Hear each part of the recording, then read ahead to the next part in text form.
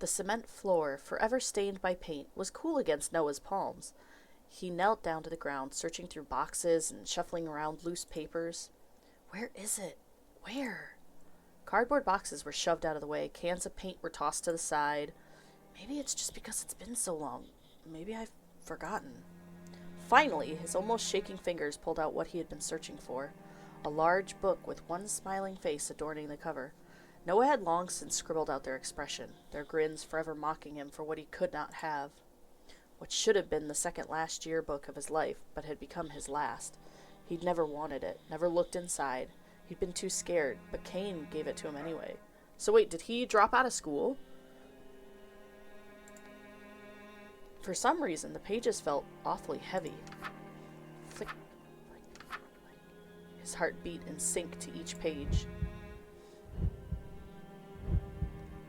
The pages of the book sped up to the beat of his heart, until finally, someone from a long time ago stared back at him. Someone he didn't recognize. He screwed up his eyes, peering in closer.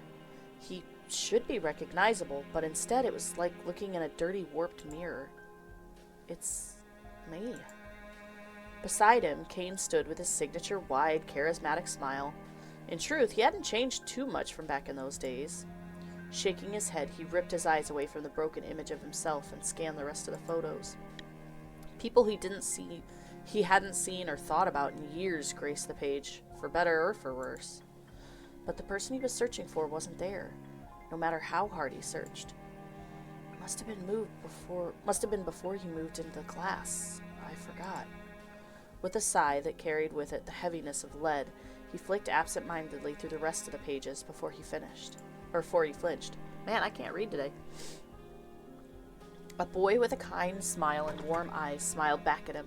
His orange hair was ruffled and messy, as it always was, in a way that made you instantly want to trust him. "I'm Alice!" His eyebrow twitched. The letters below seemed to be etched in blood one moment, and then the next it was ink, perfectly normal. Luca. Ooh, we have a new character now. Who is Luca? I don't know this Luca. He shut the book with a thud and tossed it to the side. What are you doing, by the way? So you're alive after all. Ivan, who had at some point made himself comfortable on the old couch that was stuffed in the corner of the room, shrugged. Because, yeah, we were just in our older brother's dream, and he went there too, but we didn't see him when we went to leave. And he's also a dream hopper, so somehow he knows how to get in and out of the dreams without dying or disappearing. Hi, Lalo. I usually am. For now, anyway. I was looking for a photo of someone. We never did take that photo together, did we? I tried to draw you, I tried to paint a picture of you, but none of them are you. None of them could ever be you. Could ever capture you.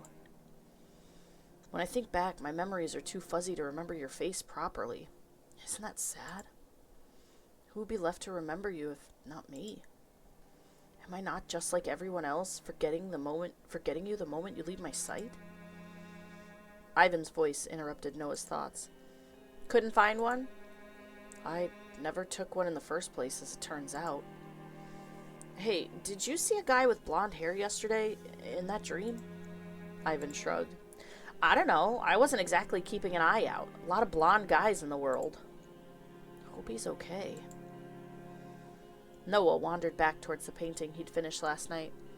Once again, his fingers ran across the bumpy surface. Absent-mindedly, his fingers found the place he'd sat side by side with the man who looked exactly like the August from his memories. He felt the sweeping wind, the soft cloud beneath him. He felt those green eyes on him, ever smiling. I thought you couldn't paint. I can't. Or I couldn't. Huh. Guess you should be spending more time in dreams after all. Looks like they solved your little issue. Ivan picked up the remote and turned on the TV. A news reporter's solemn voice carried into the room. At approximately 5:45 this morning, another body was found in West Park. Police have sectioned off the area. Noah froze. West Park? That's not far from back home. Tentatively, he dropped down to sit beside Ivan, his eyes glued to the screen. Asher? Is it his brother? But we should have saved his brother, because we fixed the dream world. We fixed his problem. For a reason he could not explain, a deep feeling of dread had settled into the pit of his stomach. What about that charm? Right, he never took it, did he? The deceased has been identified by his family as Sebastian Carter, age 23. Sebastian was last seen just yesterday evening. Police have released a statement saying that markings matching previously discovered bodies were present. Someone you know? He went to my high school. I kind of knew this girl he had a thing for. You stole his girlfriend? Didn't think you had it in you. No, God, no. She was absolutely not my type. I mean, I liked her, but not like that. She and him weren't really dating. He was just obsessed with her or something. Ugh, I don't want to think about it. The image on the TV changed to an artistic replication of the mysterious markings. Noah glanced sideways at Ivan. Hell yeah, I'm gonna ask him. What do their markings mean? Why are you asking me? Don't play stupid.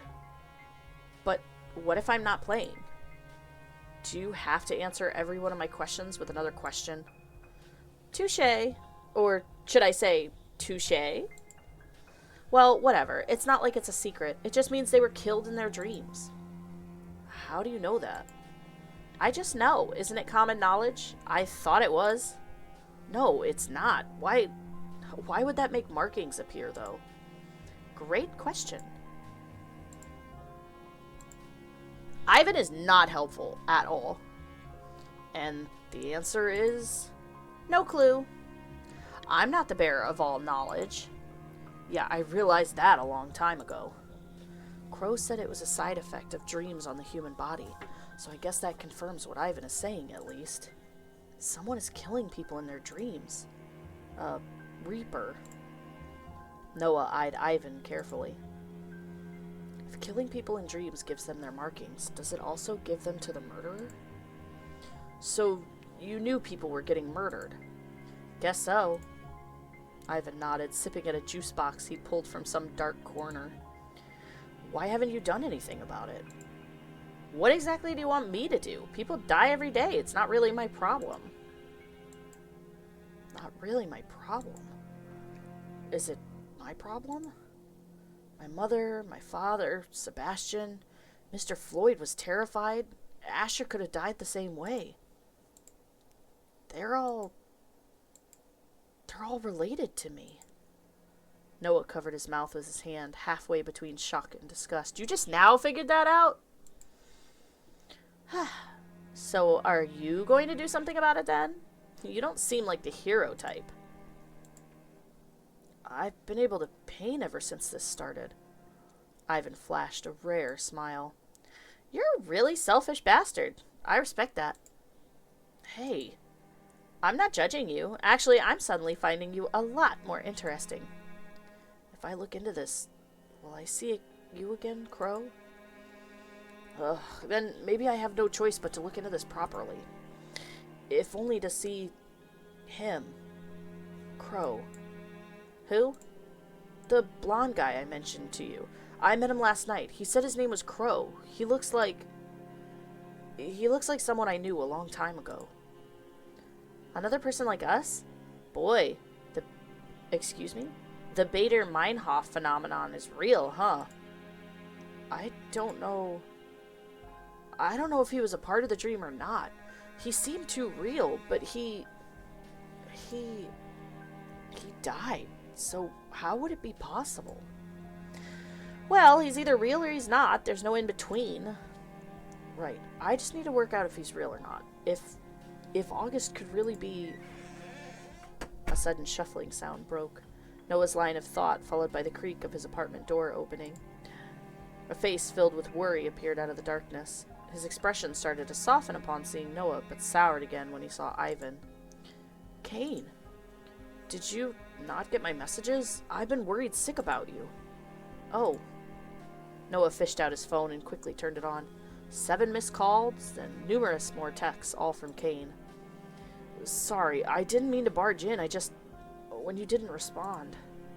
Dark bags rested underneath his eyes, a clear sign of how worried he had truly been. I like Kane. A small amount of guilt settled in Noah's stomach before he shook it off. Sorry, I've been a little busy. With? Kane's eyes went to Ivan, then to the painting that still sat finished on the easel. The paint was long dry. With another long sigh, he placed his bag down on the ground and walked towards Noah. His balled fists relaxed enough to take hold of Noah's arms and gently pull him from the couch and into his kitchen. This is not a kitchen. Noah, I don't know what exactly is going on, but I know it's way too dangerous for you to be involved with. Please, for my sake, don't do this. I realize I know what I'm doing, okay? You don't need to worry about me. But I do, and I will. I don't want to lose you too. There's no choice. Of course there is. You're making a choice right now. I guess I am. It doesn't feel too bad, finally making a choice. You saw them, didn't you? My paintings, they're beautiful. They really are, and I'm so happy you're... Oh, wait, sorry, that's Kane. They're beautiful. They really are, and I'm so happy you're painting properly again, but there has to be another answer. There's not. This is my answer. They're not as important as your life. Maybe not to you. Bro, we're trying to have a moment here. Can you leave? What are you guys arguing about? None of your business. We're trying to have a private conversation here. You seem to butt into things that have nothing to do with you quite a lot, huh? It's as much his business as it is yours. Why are we... Wait, hey, stop that. Don't be a dick to Kane. Kane rubbed at his temples, obviously frustrated. Why do you care so much? I don't know. What do you want me to say? That my conscience has gotten the better of me? I don't have an answer. All I know is that people somehow related to me are dying, and looking into it is letting me paint. That's all I need. Art is all I need. Related to you? Go check yourself. It's true. My mom, Dad, Sebastian from school, Mr. Floyd was terrified, and I think Asher was targeted too. Fine. I understand you wanting to be able to paint again, but I don't understand why you would care if they died or not. What? Didn't you want them dead after what they did to you? What did they do to me? I don't know. Maybe I did a long time ago. Maybe I still do. Maybe I don't care either way. But... Come on, you don't need to give it to some deep meaning. You want to paint, investigating is helping you paint. Be your selfish self. No one asked you. I want to see August again. Noah, August is... Kane sighed loudly, tiptoeing around the words that nearly came out of his mouth. Whoever that was, it wasn't August. August isn't here anymore. You know that. Same. Especially bad puns. You saw him. You heard his voice. How could that not be him? I don't know. Then help me find him. How am I meant to do that? Your work. Don't you have access to all kinds of records and databases? Bro, are you gonna get him fired? That's gonna be bad. Poor Kane. Isn't there something you could do? If you checked around about him, maybe he's not really... If I want to lose my job... Noah, you know I would do anything to help you, but this won't bring him back. This isn't safe. Please, just forget about all this. I'll try to help you paint again myself. We can fix this. No. If you won't help me, then I'll work it out myself. Come on, let's go out and get some food and talk everything over. I don't want to. Why are you so against him going into dreams anyway? Ivan! This is a point A to B conversation. See yourself out of it. Noah said it wasn't safe. Even I can tell that much. And that's putting aside the fact that there could be a murderer skulking about in the shadows. I don't want to lose anyone else. Anyone else? It doesn't matter. Ah, so this crow guy you met in a dream looks like August, who is dead. This is starting to get interesting.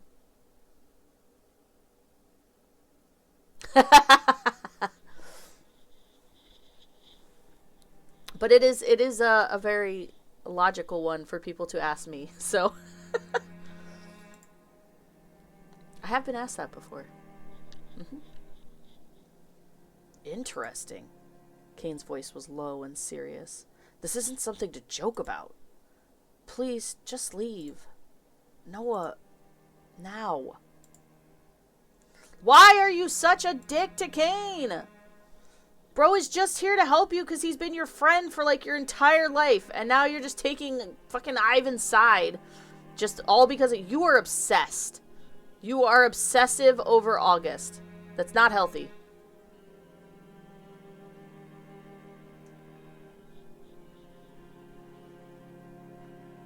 Fine, if that's what you want. I'm only trying to help you, though. And once again, I never asked for your help. Maybe you didn't. With those words, he let go of Noah's wrist and quickly retreated from the room, a pained expression glued to his face. A few minutes later, both Noah and Ivan heard the front door lock with a click. You are being a dick to your friend. We cancel. He's the main story. This main story character. We can't cancel him. Basically, so when we were kids, this is Noah. When we were kids, we had a big crush on one of our classmates named August, who we don't know how yet, but August died. And I still don't know if he ever confessed his crush to him or not, so we still haven't figured that out. But then as we got older, we got jaded, depressed, and then apparently for like our entire life, or since we were teens, we've been able to like hop into people's dreams. And now he hopped into like his dad's dream, watched his dad get murdered in the dream, woke up the next day and found out that his dad had actually been murdered. So there's someone going around that's murdering people in their dreams, which are making these flower tattoos show up. And then this dude just shows up and is like, oh, I'm just here to bother you. We have no idea who Ivan is, what his story is. He just showed up and was like, I'm hungry. Let's go get food. And we know that he can also dream jump. But there's a guy, when we dream jumped last time into our older brother's dream, that looks just like our dead best friend.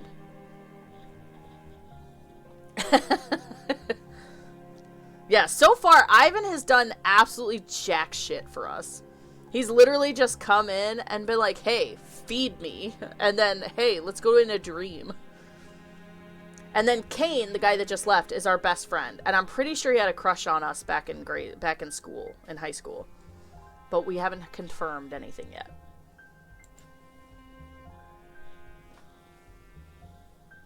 Give me food. Unfortunately, that means you're stuck with me. We took him, he forcibly took us to a diner. And then we dipped before we paid the bill.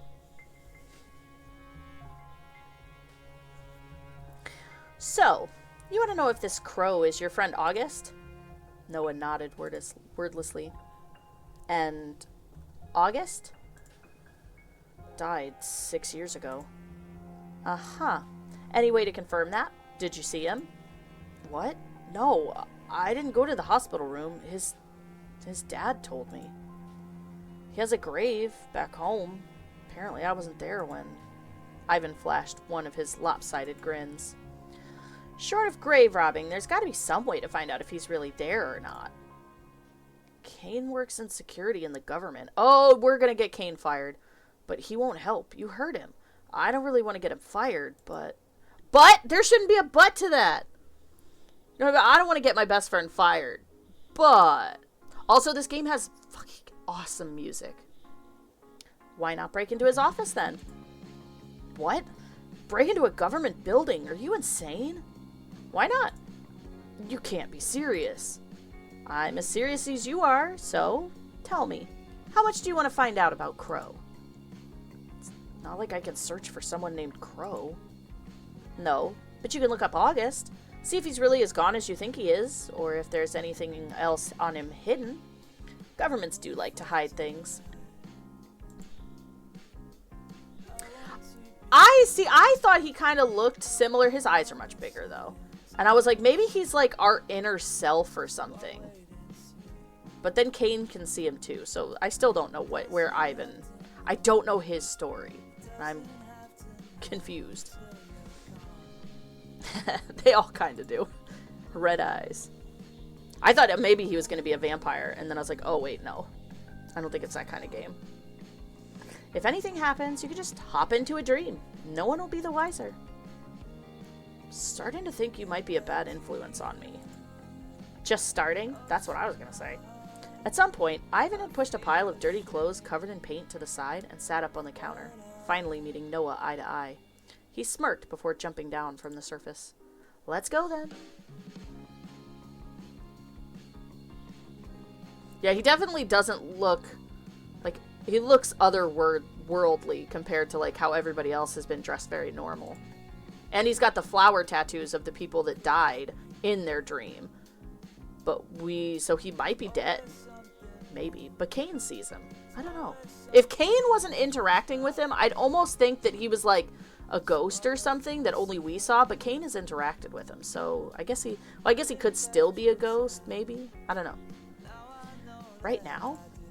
Have you got anywhere else to be? Let me just go grab something.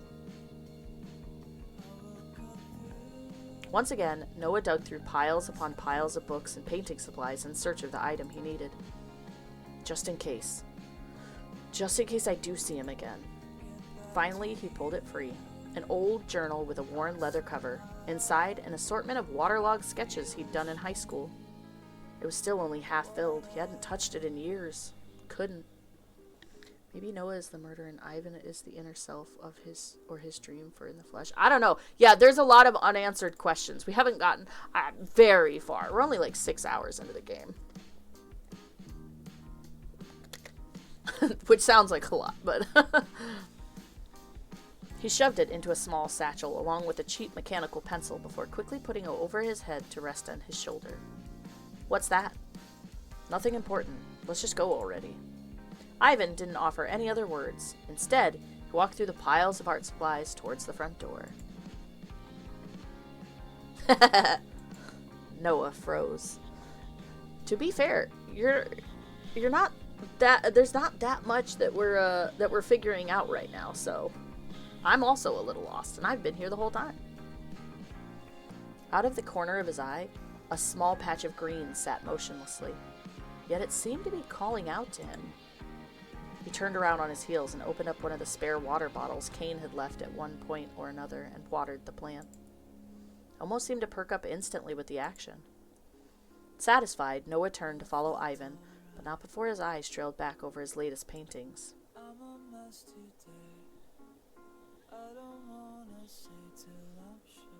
If you aren't lost, you're really having fun. That's true. This is where all the conspiracy theories come from. Be like, I don't know what's happening yet, but I'm putting dots where they may or may not connect. The night was dark and cool. Noah drew in his light jacket closer to himself, but it offered a little in the way of warmth. When he eyed up Ivan, he felt all the more colder. His holographic jacket still hung loosely off one shoulder, almost proudly displaying the markings on his arm. Noah tried to contain his curiosity, knowing full well the man wouldn't answer his questions about it. He'd already tried to ask about them, both subtly and not so subtly, but that was something Ivan wasn't willing to give up. Noah heaved a sigh. I'm an idiot falling around this guy in the middle of the night. Jet black clouds passed overhead, dimming the already darkened streets. It was a sight Noah wasn't quite used to anymore. When he was younger, he would often go out alone at night and wander through the mountains around his home. At those times, the air around him seemed to stand still, as if it were waiting for something. The breeze that blew through the treetops seemed to be whispering secrets into his ears. And lastly, the sky above him seemed to hold infinity. Vast, endless. When he was below that sky, alone in the dead of night, he felt content. Noah looked up towards the sky. A few stars, but nothing compared to what he used to see. I wonder when the last time I looked at the stars was. It seems the world kept spinning while I was gone. If you keep staring upwards, you'll trip over something. What do you care? I don't. It's just an observation. Whatever. Ivan walked slightly ahead of Noah, the metallic color of his outfit almost glowing under the dire streetlights. You know the way? I didn't even tell you where he works. It's the building on Ward Street. You're not going to ask me how I know? No, I don't think I want to know. But it's not exactly on the first floor. How exactly are we going to break into it?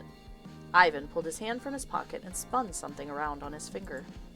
A keychain on which held an ID card and key. Noah peered in closer. How? He was stupid enough to leave his bag with me when he pulled you into the kitchen. Oh my god, we're going to get Kane fired. So, you just robbed him? Yeah. Guess it'll come in useful this time. Do you always do that? Uh-huh. Right. Why are you helping me?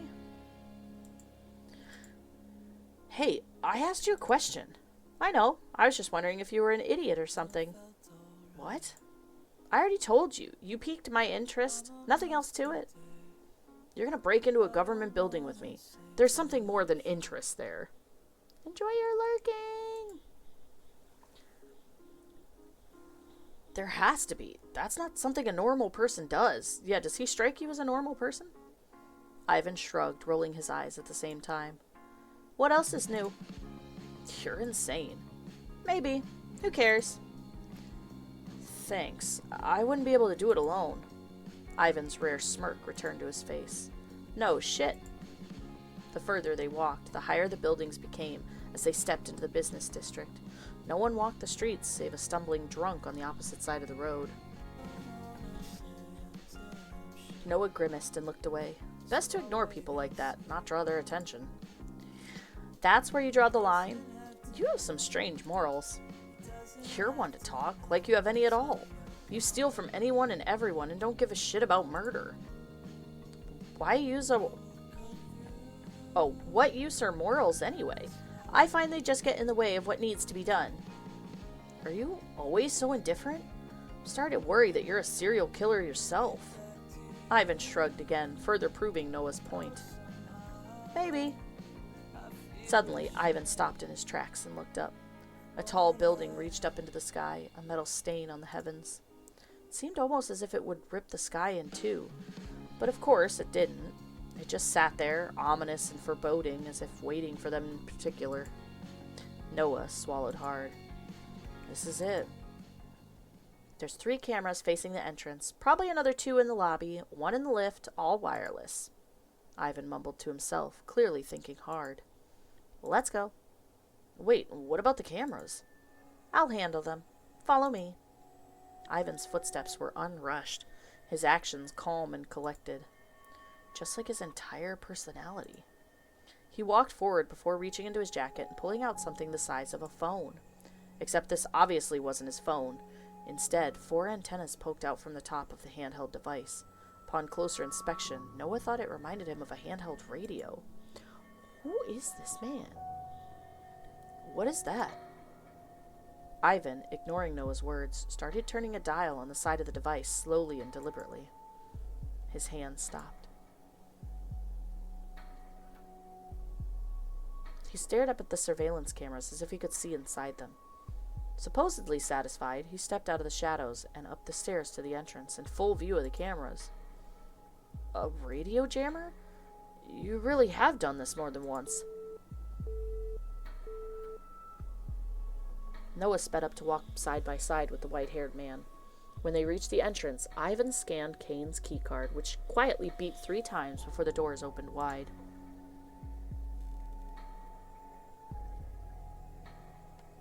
Inside, the lobby was wide and dead silent.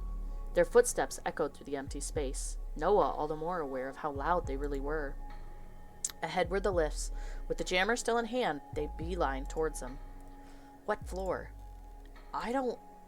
Noah thought back to all the times Kane had stopped by.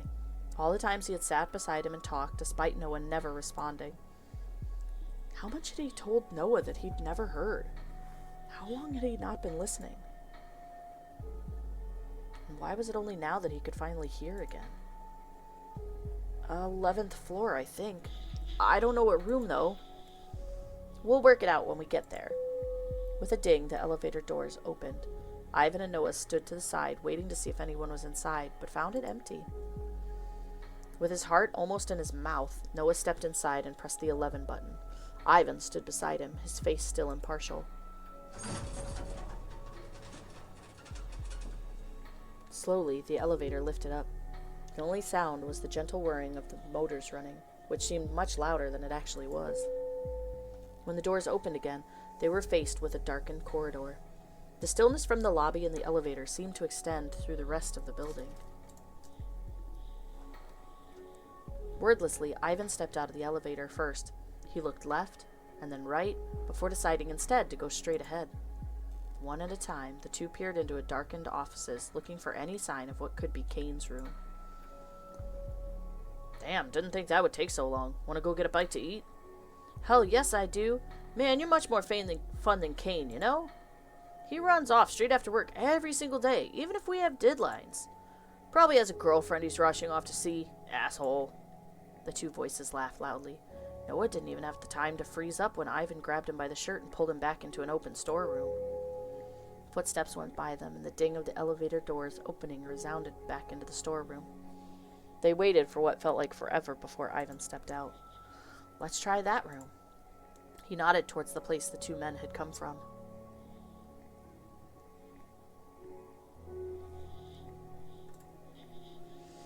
They seem to know your friend.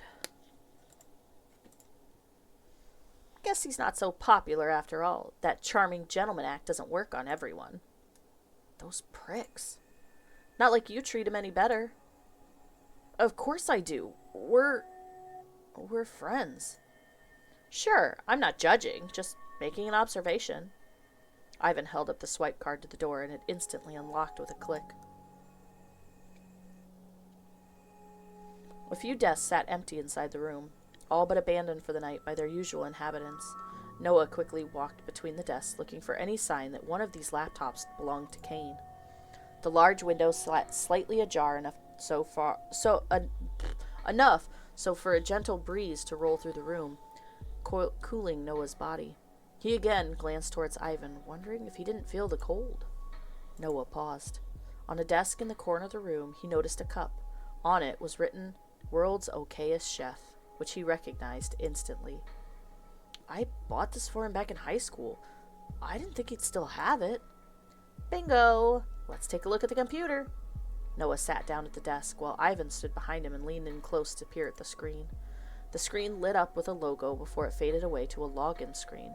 The username Kane782 was pre-filled, while the cursor blinked in the password field waiting for entry. Shit. You're telling me you came here not knowing his password? How was I meant to know I would need it? Can't you do something about it? Hack it or something? I don't know how to use a computer. What? Which part of my sentence confused you? Do you need me to repeat it slowly? You have a phone? You have a radio jammer? You're drawing the line at a computer? I stole the phone. I was given the radio jammer. No one gave me a laptop. That is the weirdest thing I've ever heard. I can't tell if you're good with technology or not.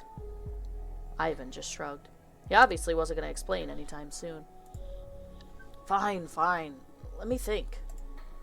What would it be? Noah tapped his fingers against the desk absent-mindedly, thinking back to the days where he and Kane were almost glued together at the hip. I'm going to guess it's my birthday, or, the character's birthday. Maybe his favorite movie or song? Yet Noah's fingers didn't move across the keyboard. His mind was completely blank. You two are friends, right? I don't know. Fuck. I don't know. Stop thinking about it so hard. Just try whatever's in your head. Carefully, he made his first guess. Wrong. The second and third guesses came more quickly. All wrong. A pop-up came up on the screen. After 3 more attempts, the computer would be locked down. His fourth and fifth guesses wasted. His heart beat loudly in his ears as he typed in his last guess. A last-ditch attempt at the friendship they once had. Okay, I'm writing that down because I feel like that's going to become important. I need one of my little note cards.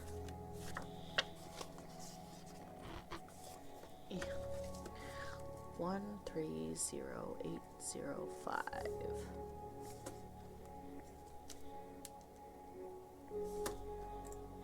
The lock screen faded away into the desktop. A notepad was open, with what seemed like a shopping list, and a few tabs were still open in his browser. What was it? None of your business. Noah's eyes traveled over the screen. Look at the shopping list. Noah's eyes honed in on the shopping list. It looked reasonably simple. In order, Noah read the list. Mushrooms, fennel, feta, apples, sage, limes, radish. A strange combination of foods, but in a way it felt like Cain. He could always make something delicious out of anything.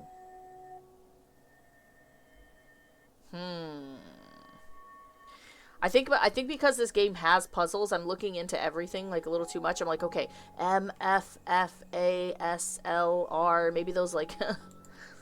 He's got weird taste. Noah's eyes traveled over the screen. Cain had left open 3 tabs on his internet browser. At first, Noah didn't see anything of note, and considered closing out of them entirely before a sentence caught his eye. Plant Care 101 was open in one tab. In another, How to Care for Others. Noah's eyes fell away from the screen as an inkling of guilt crawled over his skin. Strange hobbies. Again, you're one to talk. Okay, forget the other things. Let's see... Noah quickly scrolled through Cain's bookmarks. Fortunately, they were all work-related, so the list wasn't too long. National Register of Births and Deaths. Just so you know, you're about to move from a misdemeanor to a felony. I don't care what happens to me. No need to worry, I'll still extend you my offer to abandon reality. Noah clicked on the link, which automatically logged him into the system as Cain. A blank box waited for him to enter a name. Just in case. His words were quiet, whispered, whether they were for Ivan or for himself, even if he didn't know. He quietly typed in the name Crow. Of course, as the both of them had known and expected, no one popped up. However, now Noah was left with only one option, and that option was already chewing away at his mind and heart. To search for this person was to accept what he found. August Rivers. A few hits popped up, but Noah could easily tell which one was his August, the August he had known so well. His entry started with information he was already aware of: his name, birth date, place, blood type. Noah scrolled down further, searching through the information. Cause of death, illness. Place of burial, N.A. Cremation status, N.A. That doesn't make any sense. Oh? It gets more interesting still. He didn't die of... Seriously, couldn't it have waited until tomorrow? No, I need to forward that spreadsheet to the boss or I'll have my head on a plate tomorrow morning. Fuck. Ivan slammed down the lid of the laptop and pulled Noah to his feet before he even had the chance to think. Outside, the two voices became closer and closer. Jump! What? I said jump! What? Jump and don't scream! Ivan held on tight to Noah's collar and pushed the large window open further, creating enough space for the man to dangle his legs over the edge. When he saw that Noah wasn't joining him, Ivan clicked his tongue and slipped over the edge with enough force to propel Noah from his spot safely on the ground. What the fuck are you doing? His words were lost to the loud rush of wind as he free fell from Cain's office. He felt like screaming, but his voice wouldn't leave his throat. The ground was becoming closer and closer, and for the first time in years, Noah thought a certain thing. I don't want to die. Not yet. He squeezed his eyes shut and covered his face with his arms. Hi, Kay. Crow. Suddenly, the rushing feeling was replaced with another. The feeling of being pulled through reality to a different place entirely. Not exactly a pleasant feeling, but after plummeting several stories towards a concrete ground, it felt slightly more like home. When he opened his eyes again, he felt the air leave his lungs in a way that falling from the 11th floor of a building could never feel. A place both dear and hated in his heart, a place he'd spent years of his life. The classroom was dark, and outside the night sky was full of stars he'd forgotten could exist. He took one careful step as if testing if the world would disintegrate with his movement before taking many more. He approached the window with speed and peered out. The same mountains and the same sky looked back at him. It was a strange feeling, filled him with a gentle nostalgia, a longing for a time that could never return. Behind him, suddenly the door began to rattle in a way it always had whenever someone was entering. He turned around, slowly, his heart already in his throat. A boy with blonde hair and green eyes stood in the doorway, his hand still resting against the frame.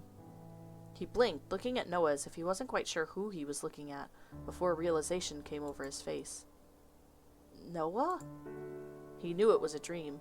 He knew this wasn't real, but what he knew didn't matter at that moment. This was someone he'd wanted to, begged, pleaded to see for years and years and years. And there he was, as if he never went anywhere in the first place. This wasn't August, but right now, it was. The tears started slowly, but quickly became a current.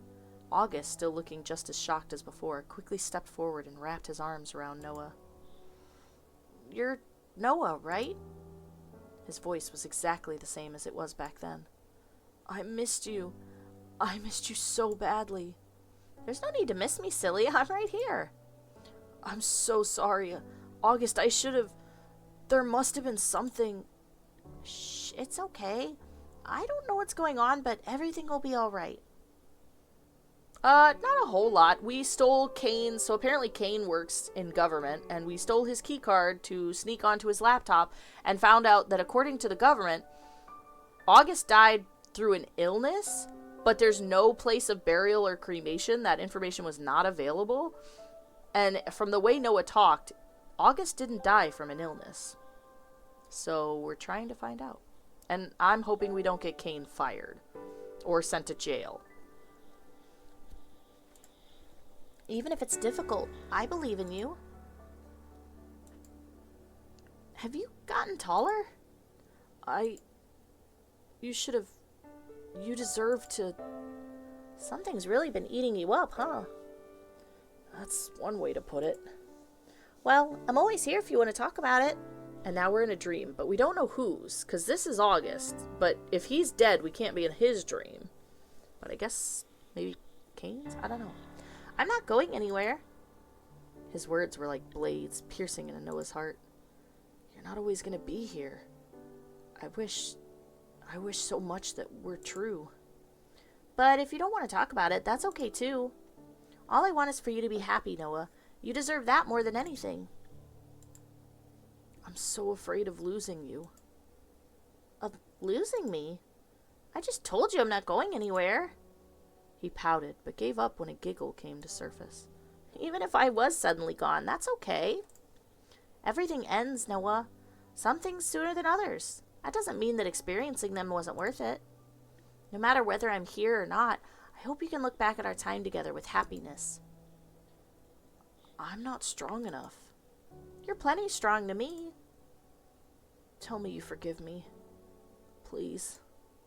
It was a selfish request, but Noah didn't care. All he wanted was forgiveness. All he wanted was to lose the guilt that weighed so heavily on his heart. Did we cause his death somehow? Please, then maybe I could... Noah, I'll always... August, come on, it's getting late. If we stay any longer, the janitor's gonna chase us out with a broom.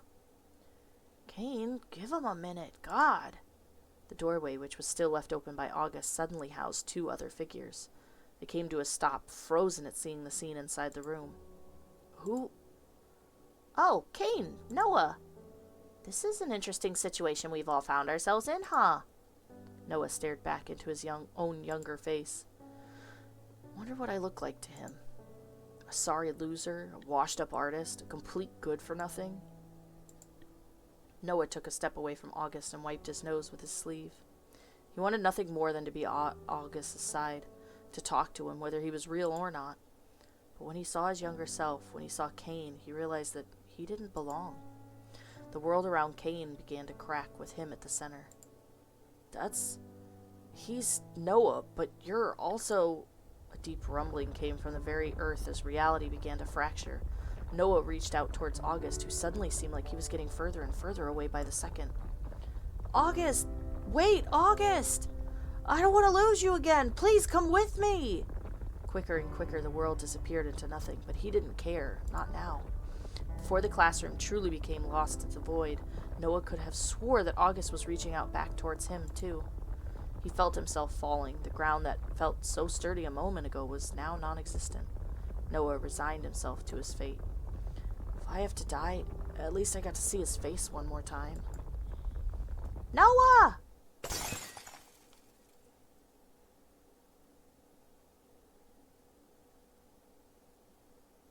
Because, yeah, last time we thought that if they woke up or the dream ended before, like, we made it out or something, like, we died with the dream.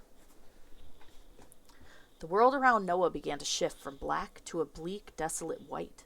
His fall was stopped by two arms who wrapped around him and held him to their chest. Oh. Noah, are you okay? Crow collapsed to the ground, still holding onto Noah as if for dear life, which wasn't completely false. Although he could tell he wasn't in the classroom anymore, Noah wasn't exactly sure where he was. His vision was still blurry from the tears that hadn't yet stopped. Everything looked so bright, so endless, so empty. What were you thinking? You'll get yourself killed if you pull a stunt like that. If I wasn't there, you... I know I told you to take it easy and enjoy yourself, but you need to be more careful than that. Crow's face, filled with panic, softened upon seeing the not at all silent tears that came from Noah.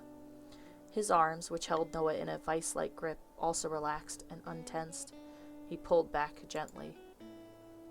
Tenderly, Crow stroked the hair out of Noah's face. August. It's okay. I'm here. Really? Are you really him? If that's what you want. That's what I want if it's true. Even truth can be subjective here, Noah. I'm whoever you need me to be. Is he like our guardian angel or something? And that's why he looks like August, because that's what makes us most comfortable? Crow sighed ever so quietly. What are you doing here? Noah wiped his eyes and took a breath. It's a long story. I have nothing but time. I'll keep it short.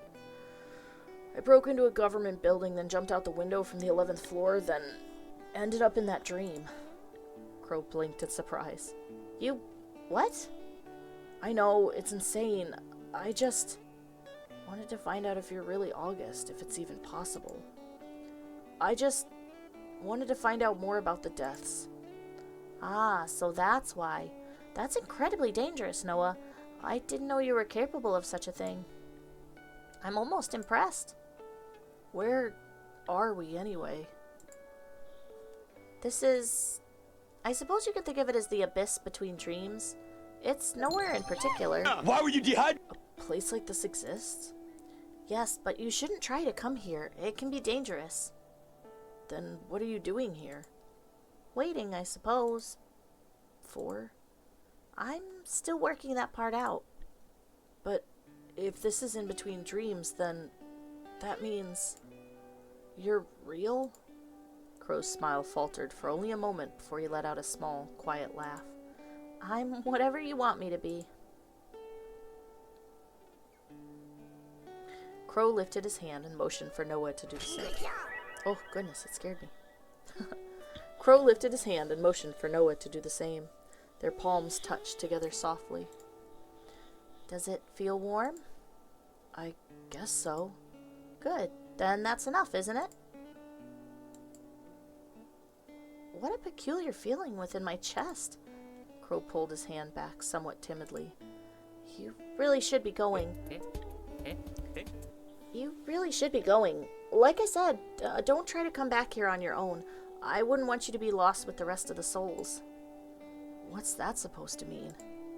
Well... He didn't look like he wanted to tell Noah about it, but still he continued. Those that die in their dreams become stuck here for what could be forever. They don't get the privilege of moving on. That sounds awful. It is. That's why you shouldn't be here. But what about you? Isn't it dangerous for you too? Perhaps I'm already a soul lost in the sea. I'm not quite sure. But you needn't worry for me. I'll always be fine as long as you are. For some reason, Noah had the image of Crow sitting in this empty nothingness alone, forever, waiting. He felt a tug on his heartstrings. I want you to help me. Pardon? I want to stop the murders. You want to stop them? Why? Maybe we're similar in that respect. I'm not quite sure either. All I know is that people from my past are winding up dead. People keep asking me, why do you care? Why do you want to help? How many times do I have to say I don't know, but I want to do it anyway? Do their deaths make you feel sad? Or perhaps the answer to that is also, I don't know? Noah nodded in agreement, and for some reason a smile like sunshine spread over Crow's face. You've grown up a lot, Noah. May I ask you a question, Noah? Of course, anything. Being here again is helping you to paint again, yes? How do you... Just an inkling. Compared to our first meeting, you seem alive now. That's right. Since I couldn't paint properly for years, but now every time I come back here, I can. Crow nodded sagely. There's nothing wrong with having a selfish reason to do good. Then I will help you, however I can. Really? Of course. If I can be of use to you, then I'm happy. Then, if we use your protective charms, we could protect people ahead of time, right? That's correct. Alright, I need some time to think of people who might be targeted. Is there a way I could contact you to let you know? A phone number, an email, a place, anything? I want to see you in the real world. There's no need to worry. When you enter the dream, I'll be there. Suddenly, Crow looked back over his shoulder as if he could see something that Noah couldn't. It's past time for you to leave, Noah. Please believe me, I will be there when you need me. Wait a second. Noah grabbed at his satchel. Inside rested his old sketchbook and a pencil, waiting for him to retrieve it. I wanted to... Goodbye, Noah. Call for me and I'll be by your side. Until next time. The way he said that about like, oh, well, aren't you happy now that you can paint? And are you actually sad that those people are dead? I don't know. I don't know about you, Crow. You give me the questionings. The world around Noah faded from view in an instant as he fell backwards into oblivion. He felt as if his insides were shifting with the fall, a feeling he was somehow becoming very comfortable with that day. He fell and fell until he didn't fall any longer. He hit the cement ground with a thud, paint and canvases going flying in every direction. He let out a loud groan as his back creaked with pain. Ugh! But his temper didn't last. His eyes fell back to his canvas, then his hands dug into his satchel and produced his worn sketchbook with ease. I can do it. This time I'm sure I can. I love this music. His pencil moved blindingly fast, and his mind raced as he sketched out the face that was burnt into his mind. Every stroke came with ease, and before long he was looking at his masterpiece. August? August? No, this is Crow. The drawing made his heart leap, and yet, when he looked at it, he didn't see August. He saw someone very different, yet somehow the same. Carefully, he placed the book down and stood, wobbling over towards his couch. All of a sudden, the weight of all that had happened so far hit him, and he collapsed on the couch. The TV was still on, just as Ivan had left it. Where'd he end up this time? He's seriously insane. He jumped out of that window like it was nothing. On the TV, the morning news was already playing. Noah put his hand to his head, feeling the already throbbing headache becoming worse. No wonder I'm so tired. When was the last time I slept properly? When was the last time I could? There's no time. I need to work out a plan so I can see Crow again. Who's been targeted? My mother, my father, Mr. Floyd, and Sebastian? Asher too? God, I'm so tired. Moving on to other news, officials are baffled by the video that has gone viral on the internet overnight. Let's take a look. Will you just shut up? I'm trying to think. On the screen, a shaky phone camera recorded a tall building from afar. In it, 2 people could be seen falling from a window before disappearing. Police have cordoned off the area and are currently interviewing those that work in the building. No bodies have been found as of yet.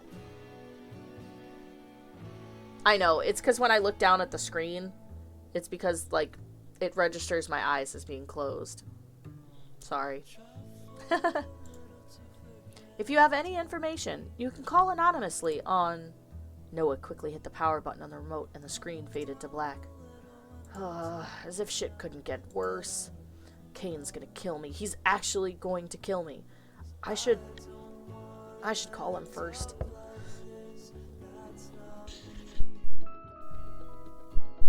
The chance to finish that thought, a loud knocking came from Noah's front door. Or not. Noah, past exhausted, quickly opened the front door, but standing in his doorway was someone he hadn't expected to see. Not Kane or Ivan, not even Crow, as surprising as that would have been. Mr. Floyd? Noah! Uh-oh. Instantly, he tried to slam the door shut, but not before the man could put his foot in the way. I have nothing to say to you. Please leave. Wait, please, just wait a second. Can we just talk for a minute? Noah, unsure, stared at him through the darkness. Something about the expression on his face gave Noah pause. Unsure, he opened the door and let the man in. He paused at seeing the mess before simply shaking his head as though it really didn't matter. You've really grown up, haven't you? I mean, that's to be expected, I suppose, but, sorry, I'm not very good at this. What are you doing here? What do you want? Do we finally get to figure out what happened? You weren't gonna reply to my text. No. I didn't even use my phone to message you in the first place. So that's how it is. Noah's old teacher looked over his shoulder at the half-finished canvases strewn around the room. You kept painting. Occasionally. I heard about August back then. Can you just tell me why you're here? How did you find me? I tried to call the number you texted from, but got no response. Then I tried to look you up, but there's no mention of you anywhere. So? I managed to find your brother. He was still living back in your old place. He told me where you'd gone, generally, and I've just been asking around for you. Right, still need to reply to his text, too. Fine, that answers how you found me, but if you're here to apologize, don't waste your breath. I don't want your empty words. I dreamt about you the other night. Weirdly enough, I swear you look like you do now instead of how I last saw you. Noah crossed his arms, his mouth closed in a line. I'm not here to apologize per se, I'm here to explain. Noah stayed quiet. For some reason, though, those words meant more to him than an apology ever could. An explanation, that's all he wanted. Why? Why did he do what he did? Are you still in contact with your parents? They're both dead. What? I'm sorry. What happened? Noah shrugged. Have you been watching the news? I got caught up in that. Oh God, Noah, I didn't realize. I'm not torn up about it, so there's no need for the show. Right, of course not. His old teacher took a deep breath. He mostly looked the same as he did the last time Noah saw him. Same kind eyes and wide shoulders. He had the look of someone you could trust. That was the problem, really. Everything that happened back then, between you and me, it was a big misunderstanding. Both of us were used and turned against each other. You were paid by my mother to pretend to be close to me just so you could pass on everything I said to her. What part am I misunderstanding? That's not what happened at all. When you told me how you felt about August, I never intended to tell anyone. How could I? You trusted me enough to tell me, and I wasn't about to make your life difficult by telling anyone before you were ready. And with parents like yours, I thought it unsafe for them to find out too. Why should you be in trouble for something as simple as a crush? What? Then how did they find out? Telepathically? I don't know. When I left you that night after our last tutoring session, your mother pulled me aside and slapped me across the face harder than I'd ever been hit before, then fired me. What? Even now, I don't know what happened, but somehow she heard everything we said. Whether your room was bugged or she sat with a cup at the door every time we were together, I don't know. Fuck, that sounds just like her. She threatened to report me to the school board if I spoke to you again. That's why I had to act like that. But that's where the explanation ends. Now I have to apologize, whether it means anything to you or not. I cared more about my career than about the safety of my student. You needed my support, and I was a coward. I'm sorry, Noah. I can't ever be sorry enough. he wasn't so exhausted, perhaps he would have cried again. Instead, all that he could manage was a croak. Why didn't you just tell me back then? I'm sorry. There's no explanation for that. I was afraid and I failed you. I'm sorry. It's not your fault, I guess. Who am I meant to blame now? The question was for no one in particular.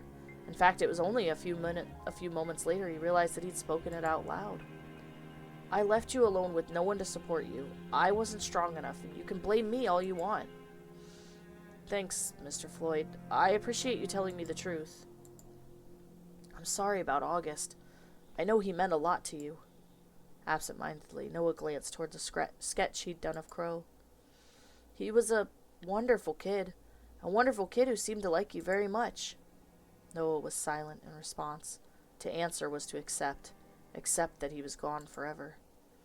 Are you happy, Noah? No, very much depressed.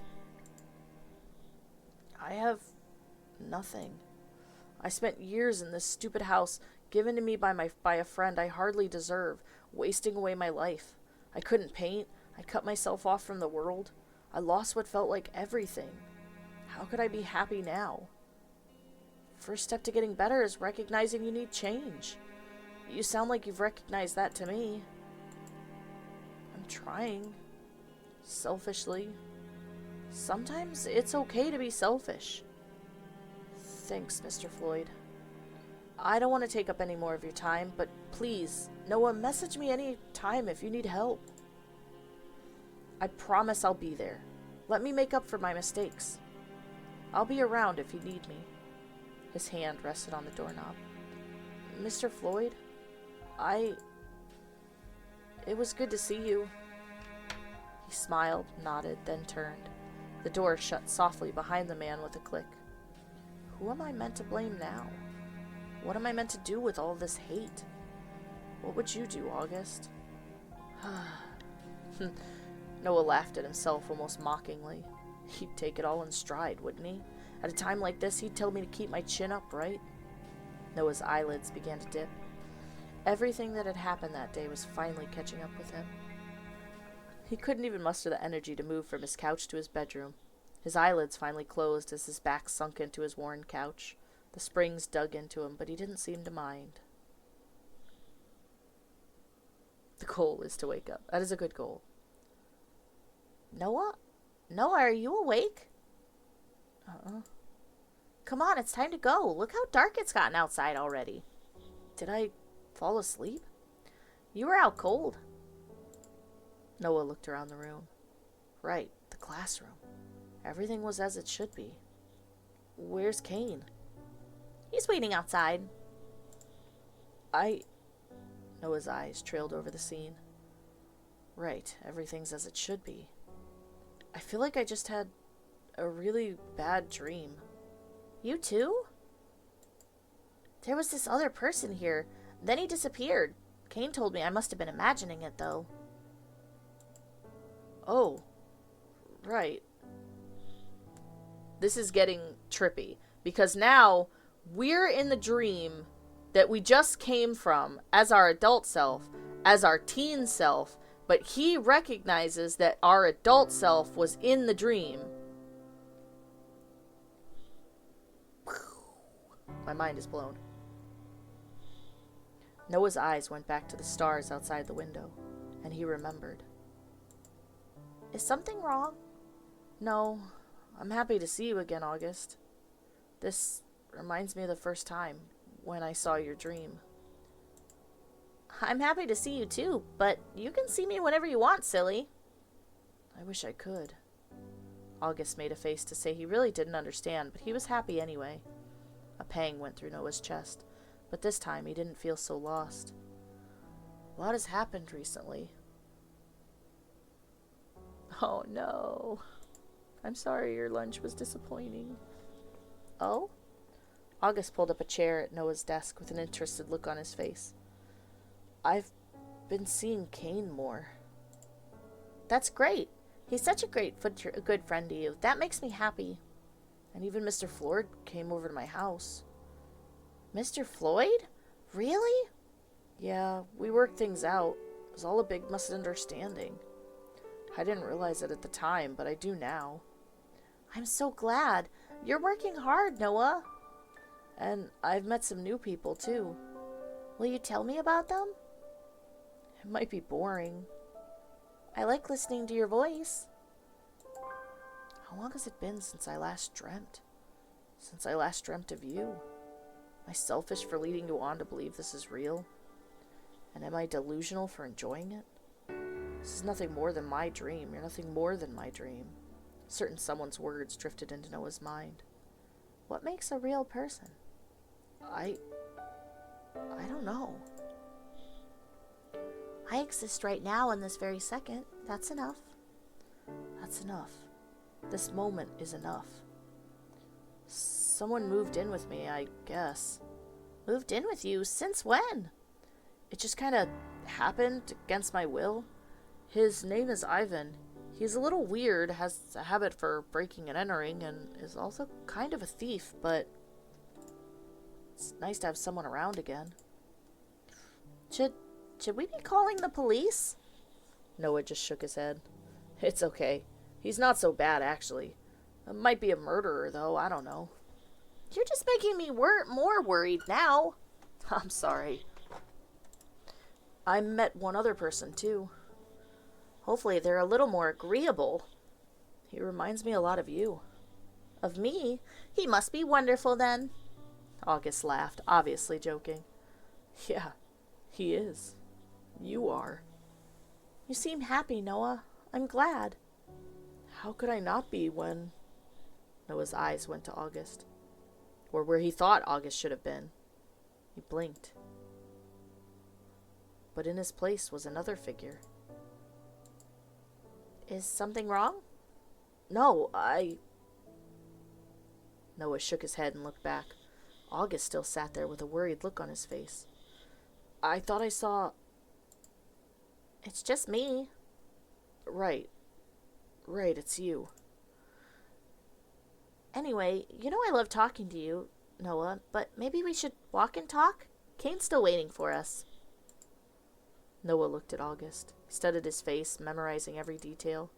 This was the August he knew, but it wasn't August. This was nothing more than a dream, after all. You go ahead, okay? Why? I can't follow where you're going, even if I wanted to. Okay, but remember you have my number, okay? All you have to do is call for me and I'll be here.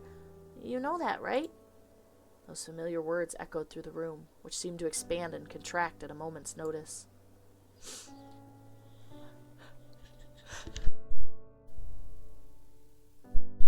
Around began fading to black as Noah's consciousness stirred. Call out and you'll be there. What about after I wake up? Will my words really bring you back to me? Is it that simple? Then I'll call your name. Crow. In the center of that bleakness, a single figure stood. I'm here. Everything will be okay. You really came. I said I would, wouldn't I? Although that was a little sooner than I expected, I have to admit. Crow giggled slightly, his face bright. Wordlessly, Noah reached forward and wrapped his arms around the blond man. He could feel the heat of a real person. Are you okay? Noah nodded as Crow wrapped his arms around Noah in return. I think it's time for you to wake up, Noah. You've been dreaming a lot lately. I must admit, I'm selfishly happy to see you so much, but I hope you're also taking time to rest. It's too hard. Waking up and struggling every single day, it's way too hard. Maybe it would be better to stay here. Drift away in the clouds like you told me. I want to be better, but I also just want to stop. You're stronger than that, though, aren't you? Noah found himself nodding without even realizing it. Of course. I would be happy if... Never mind. No, you tell me! If what? It was a selfish request that I wouldn't impose upon you with. What's wrong with being selfish? I'd be happy if you were to spend more time in dreams, that's all. Then, but I would be happier still for you to go on living. You still yet to paint your masterpiece, right? Right. Then for now, struggle. Struggle until you're free. Go on, it's time to wake up now. Everything will be okay. Okay. I'll see you soon, alright? Always and any time. This is a little bit worrying. I worry that there's going to come a point where I have to make the choice of staying in the dream world or waking back up again. Bad dream? Ah!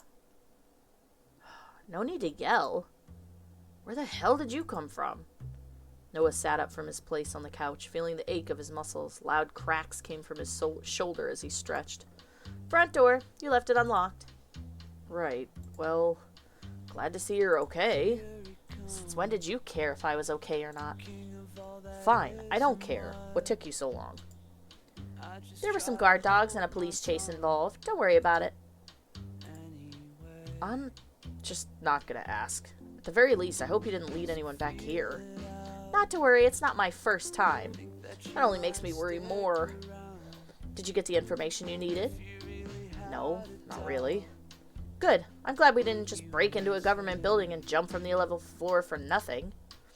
You're the one that forced me to do it, not the other way around. Sure. You hungry? Starving. Ivan pulled a variety of unhealthy-looking snacks out of his giant pockets. Didn't come out empty-handed, at least. Ugh, whatever. Pass me that. Minutes passed by with nothing but the sound of the two eating the snacks. What's the time? I don't know. 4 p.m., I guess. I feel like I've forgotten to do something. Ah, shit, Kane. What's he got to do with anything? Oh, fuck. Everything's such a mess. You gonna explain or just keep talking to yourself? You and I were on the news this morning. Where can I pick up my royalty check then? We were caught on camera falling from Kane's office. Police are everywhere looking for who did it. It's probably only a matter of time before they work out that we used Kane's card. Uh-oh. Fuck. Noah hopped up from his spot on the couch reluctantly and picked up his phone. Did my phone ring while I was asleep? Yeah. How many times? I don't know, maybe 7 or so. I wasn't keeping count. I'm seriously fucked. Why didn't you wake me up? Actually, forget it. Hello? Where the hell have you been? Kane's voice was somewhere in between a scream and a whisper, as if he wasn't supposed to be on the phone right now. Sleeping? Look, I think I know what this is about. Oh, I'm sure you do. I seriously can't believe you right now. Are you at home? Yeah. Stay right there. I'm on my way. We're going out to talk. Fine. The line went silent. Sounds like it went well. He's gonna kill me. Really? I think he likes you too much for that. I'd be surprised if he didn't hate me at this point. It only took 10 minutes for the front door to swing open. The face of the person who entered had reddened eyes and a drooped brow. Oh no, did he think we, like, killed ourselves? Kane, I've spent the whole day being interrogated by police. Did you know that?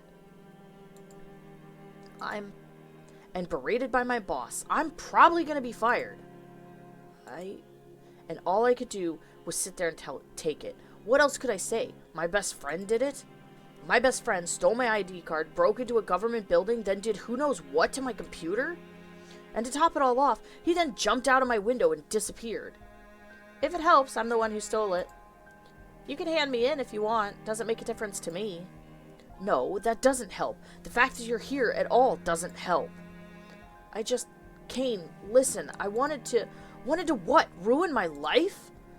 What you've wanted all this time is for me to leave you alone. Is this your way of telling me to get lost for real? No, if I had to guess, I'd say he wanted proof that this August really died. Is that true? Crow is not August. He's not real. You saw him just as clearly as I did. Noah, this is insane. We both know he died. I was the one left alone at his funeral after you disappeared. I was the one that sat in our classroom with no one left after he died and you ran away. He's not here anymore. Why can't you accept that?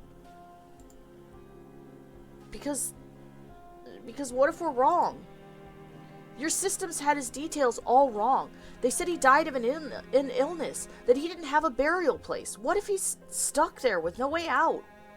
No system is perfect, Noah. There are details that need to be fixed. I saw his grave with my own eyes. Why are you stuck in a fantasy? Kane sighed, rubbing at his temples. Look, I didn't come here to argue. We're going out. Okay. I got nothing better to do. I'll come along. I didn't invite you, so please don't invite yourself. Okay, guess I'll just follow along behind you at a reasonable distance in the same direction. Kane left first.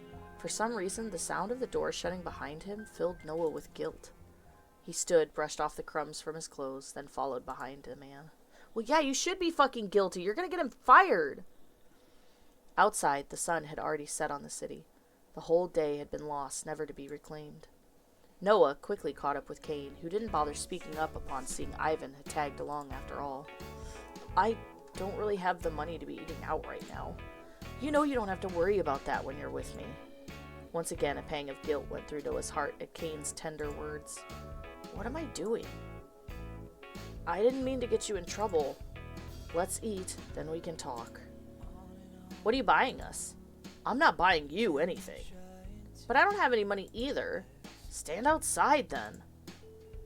I'll get you something. Fine, whatever. But we're going somewhere cheap, seeing as I'll probably be out of a job in the near future. Kane stopped in front of a worn-down, aged diner, looking up at the sign. It might not be a good idea to... This'll do, come on. He left no room for argument. Ivan and Noah followed in behind him, Noah with his head down low, and Ivan with his head held high. This was the diner that we dined and dashed. Oi, you two! Oh, shit. What is it? It's a long story. Ugh. Ma'am, we've come in to apologize and pay what we owe. You think that'll make everything better? Our dear friend here was in an accident and hospitalized, and we had to rush to his side. Now that he's finally out and about again, this was our first stop. My deepest apologies. I can imagine this put a strain on you, so we'll be paying double. If it was for a reason like that. Okay, but don't let it happen again. Do you understand? Of course not. Kane, my dearest friend, if you would pay. What? How about you? Ivan lightly elbowed the man, who looked back and forth between him and the owner of the restaurant. Right. Sure. How much is it? If it's double, it's 80. Wow! Didn't they get just like 2 cheeseburgers? $40 for 2 cheeseburgers? Fuck! Reluctantly, Kane passed over the money before shooting a glare back towards Ivan. We'll be going now. See you next time. What the hell was that? There was a small issue with a dine and dash the other day. I feel like I don't even know you these days. Those words dug deep into Noah, but he couldn't think of anything to say in response. This music is very cheery for what's happening. Kane sat down on the curb, his head in his hands, and a deep sigh escaping his lips. Quietly, Noah sat down beside him. Ivan hovered behind, standing. I don't understand what's going on anymore. Neither do I. What went wrong between us? Me, probably. That's not true. You've gone through a lot. I understand that. I'm trying to support you. Look, why did you do it? Because Crow, for him. I just wanted to check to see if there's any possibility that could be him. Noah, I know. I know you want him to be back, and I know that world feels real, but it just can't be him. But what if it is, and I leave him there alone again? Then I'll prove that they're not the same person. How are you going to do that? You're going back, aren't you? To those dreams? I have to. People are I know. And I know that no matter what I say, you'll go anyway. You've always been like that. I'll come with you, but you have to promise me that once we prove that Crow isn't August, you'll stop trying to find out information about him. That sounds suspicious. Fine. Good. What'll happen with your job? I'll talk it over with my boss. Just lay low for a while, okay? No more jumping out of buildings. I'll try my best.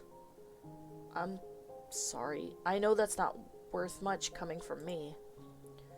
Noah, you're my best friend.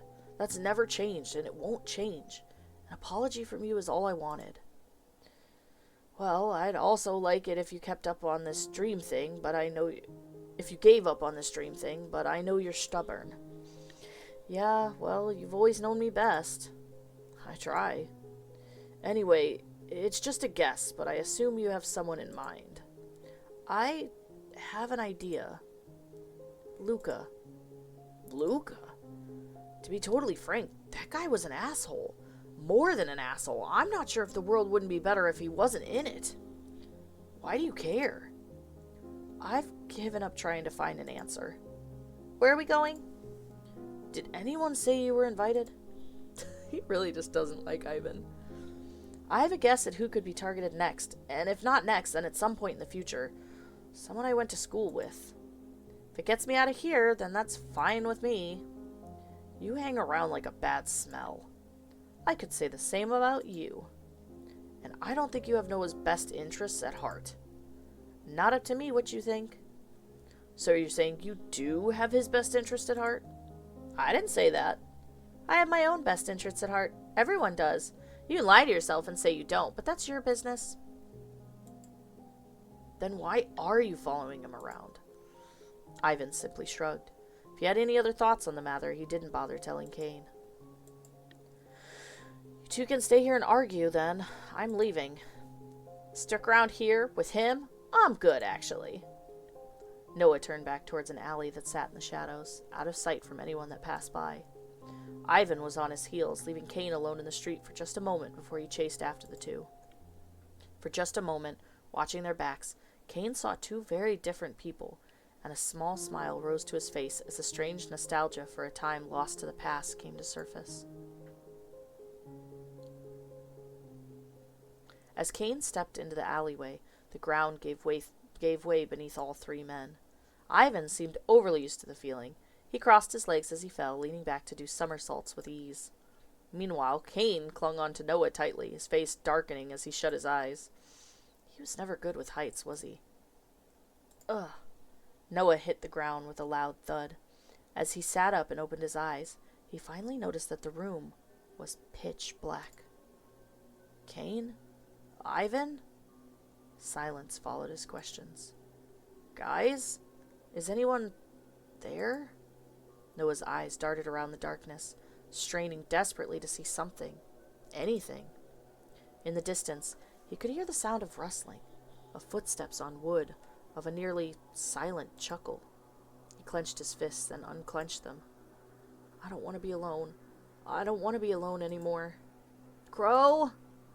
It was the gentle touch of wind on his cheek, a soft caress against his hand, a breeze that blew away any anxiety the darkness had begun to give him.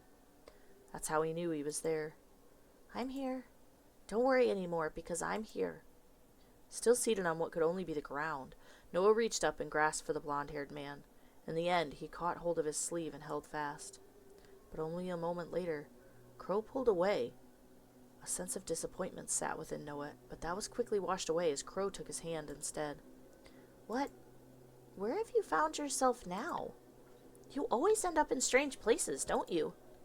I don't know where. In an instant, Crow had pulled Noah to his feet.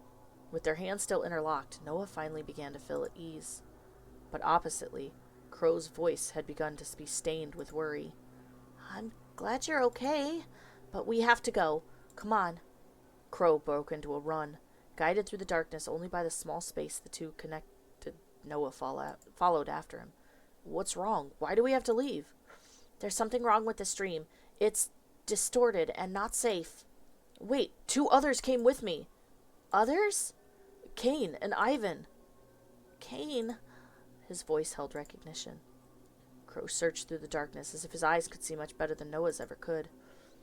Where are they? I don't understand how you were split up. Why did you three all come here? This person, I thought they might be targeted next, so they wanted to come help. Realization hit Noah like a truck. If it's dangerous here, you shouldn't have come.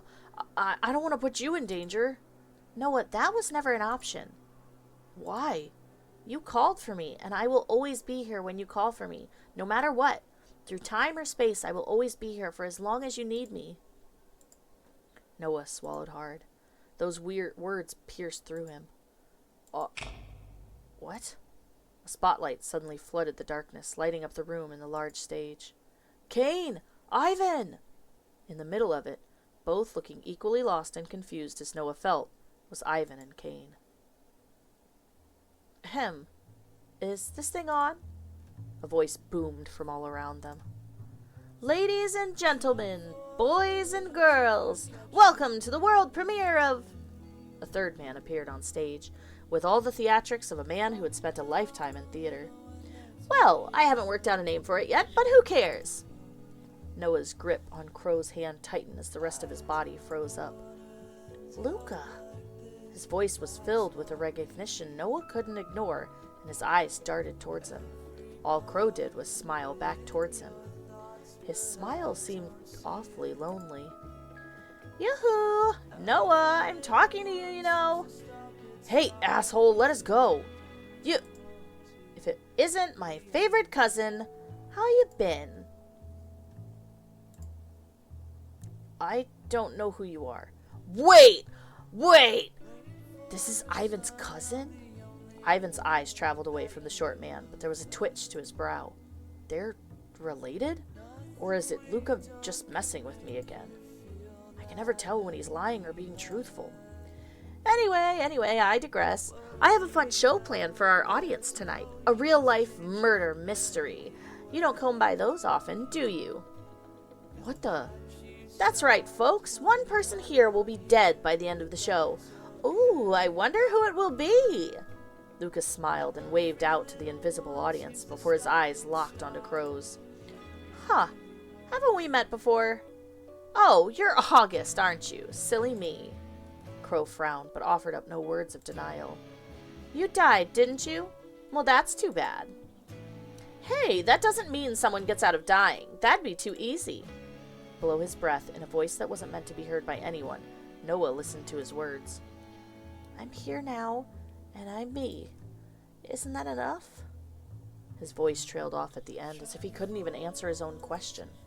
Luca laughed from the stage, not at all worried about whatever Crow was muttering about to himself.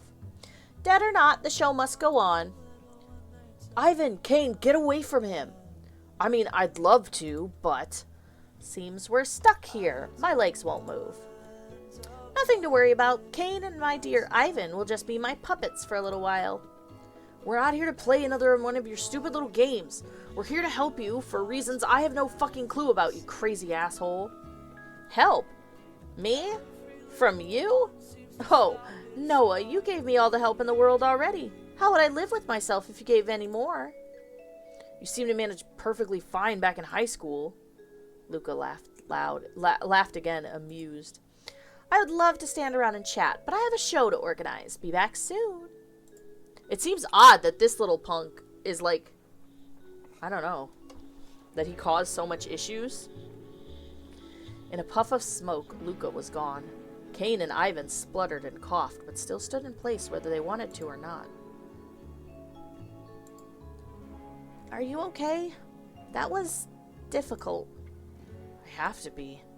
What do we do? How can we give him the charm and leave if there's nothing he wants? How does having something he he does have something he wants from us. To watch his show. Ugh, do we really have to? He said someone will die. Ivan and Kane, I can't lose you. Crow withdrew his hand from Noah's. The sudden absence of warmth was something Noah keenly noticed. Crow walked over to the big double doors that led out of the theater, but found them locked and unopenable, no matter how hard he shook them.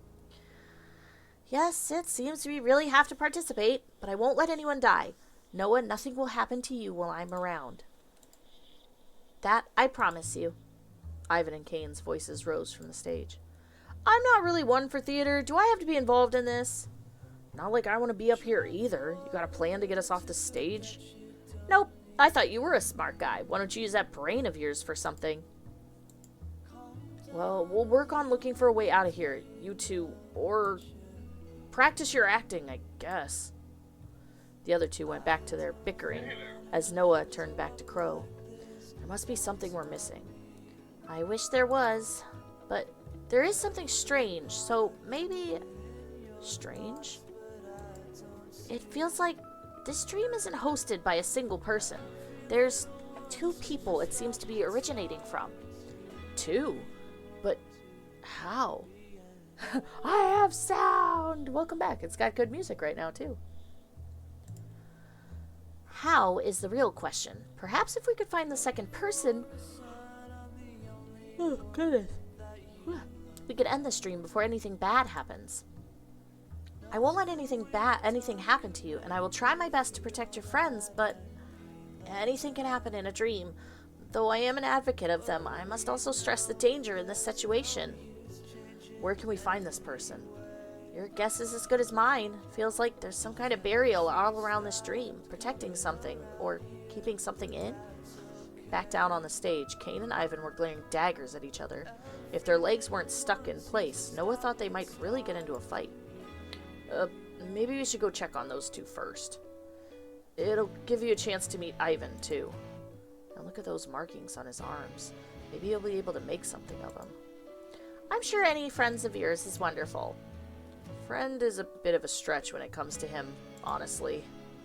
Noah and Crow made their way down the aisle, past rows and rows of empty seats. A large theater like this being so empty felt strange, as if the crowd had simply disappeared mid-show, never to reappear. Instead, they were stuck with a teenage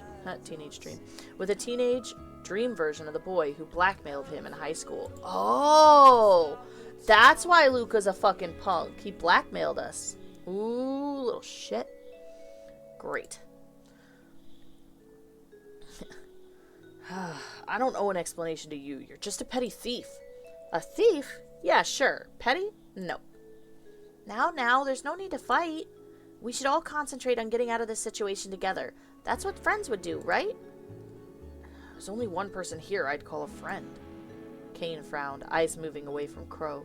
He pulled at his legs, trying to get them to move, but he was completely stuck in place. Ivan, on the other hand, was standing with his arms crossed, trying to look unbothered. It was only when he got a close look at Crow that the expression on his face faltered. Sunshine? Noah followed in his line of sight, and he was staring at Crow. I'm sorry, I'm afraid I'm possibly not who you're looking for. But you... Ivan frowned, confused. Does he know Crow from somewhere? How?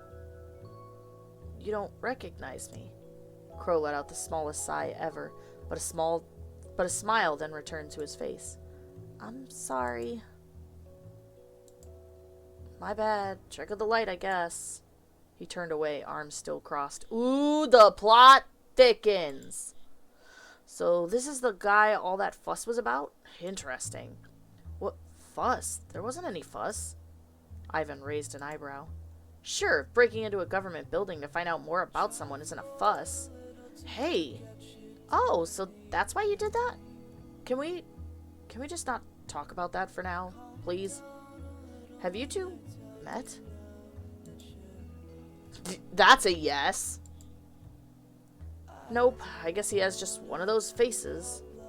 People do seem to think that about me. Well, Crow, this is Ivan and vice versa. It's nice to meet you, Ivan. Thank you for being friends with Noah. Yeah, sure, the best of friends. Crow is an interesting name. Is it? Certainly not a normal name. Not really a name at all, actually. I suppose it's not. Crow smiled charmingly, same way he always would when he didn't want to talk about something. Ivan stared him down, his face impassive as usual. Like you could talk about something being normal. Look at a mirror. Why do you keep talking about how I look? Are you that obsessed with me? Obsessed? With you? God, I'd rather die. Be my guest. It'd certainly make my life easier. Ahem. More importantly, do you know Luca? He recognized you. And? You two are related? I don't know what you're talking about. Never seen that guy before. He shrugged. Right. I mean, it makes sense when you think about it. Luca's a jackass, and so are you. Right, because every jackass in the world is related after all. Very clever of you. God, can you two stop fighting for just 2 seconds? Sorry. Why does he look like that anyway? Like what? He's just a kid. He hasn't changed at all. Well, people dream about themselves in all kinds of ways. As they look now, or how they looked when they were younger. Perhaps this is what he considered his peak. I mean, if he's a mean girl from high school, yeah, he peaked in high school and that's all he's going to remember. You sure know a lot about dreams. A thing or two. Enough to believe that there's a second person hidden here somewhere. A second person? A second dreamer, to be more precise. That's not possible. Crow nodded. I would usually agree with you, but... From the side of the stage, a girl with pink hair took a few steps out onto the stage. Her footsteps quiet yet loud in the empty room. I believe we found our second dreamer. Rosamie? Wait, Rosamie? All their eyes turned to the girl. She was young, no older than 17. Noah's eyes instantly widened in recognition. But Rosamie disappeared 6 years ago, the same time you did. That's right. She told me she was going to run away. No one found her? No, she disappeared. No one heard from her ever again. You were easy enough to find, but she wasn't. Some people thought you ran away together. What? I guess not then. Of course not. I mean, we were barely friends. Rosamie paused, still on the other side of the stage to the men. She looked between the group in shock, her legs locking her in place as if she was stuck the same way as Ivan and Cain. I'll go talk to her. Oh, she's so pretty! Noah? Somehow, yeah. You've changed. I barely recognized you. And you haven't at all. You recognize me too? Of course, you're Rosamie, right? Tears welled up in her eyes, but she wiped them away with the end of her sleeves and frowned. You're real? Last time I checked. But why do you look so much older? That's what happens when you go 6 years without seeing someone. I'm more interested in why you would be surprised by that. And if that has something to do with why you haven't changed at all. Is she in a coma or something? Maybe she ran away and like ended up in an accident and no one recognized her and now she's in a coma? Excuse me, what did you just say? 6 years? Cain said you disappeared. You ran away, didn't you? Not 6 years ago. That was just... It was just the other day. What are you doing here? I was just helping my brother. Not that I wanted to. I didn't have a choice. More than that, I was just happy to see someone who recognized me. And before now, drifting from place to place, I thought I was dead. Am I dead? Are you dead? That's a good question. I wish I could tell you. Maybe Crow or Ivan would know more. Ivan is here? They really are all related. How have I never heard of Ivan when I knew Luca and Rosamie? Look, come talk to the others. I'm sure we can work this out. Ladies and gentlemen, it's time to take your seats. The show is ready to begin. I'm sorry, I have to go. Wait, take this. Rosamie looked at Noah's outstretched hand. In it was one of the charms Crow had given to him. She took it timidly, and timid was not a way Noah would have described Rosamie in the past. Whatever she had gone through in the last 6 years had certainly changed her. Looks like you met my wonderful sister, or should I say, assistant? With a snap of his fingers, Rosamie turned and marched off the stage. Huh, the audience is looking a little thin. Oh well, that's no matter. Since all four of you have decided to grace my stage, well, why don't I switch up the story a little? We can all relive some fun memories. Or you could, stop being insane and let us go. Where's the fun in that? Come on, there's nothing more fun than sharing secrets, and I know lots of secrets. This kid seems like a jackass. Secrets about Cain, secrets about Noah, secrets about Ivan. So many secrets waiting to be shared. Oh, don't give me that look. Of course you all have them. Secrets make the world go round. Just how much can you trust the person standing next to you? Just tell us what you want already. You. The one that wears that face. Me? I don't know any secrets about you. That's no fun.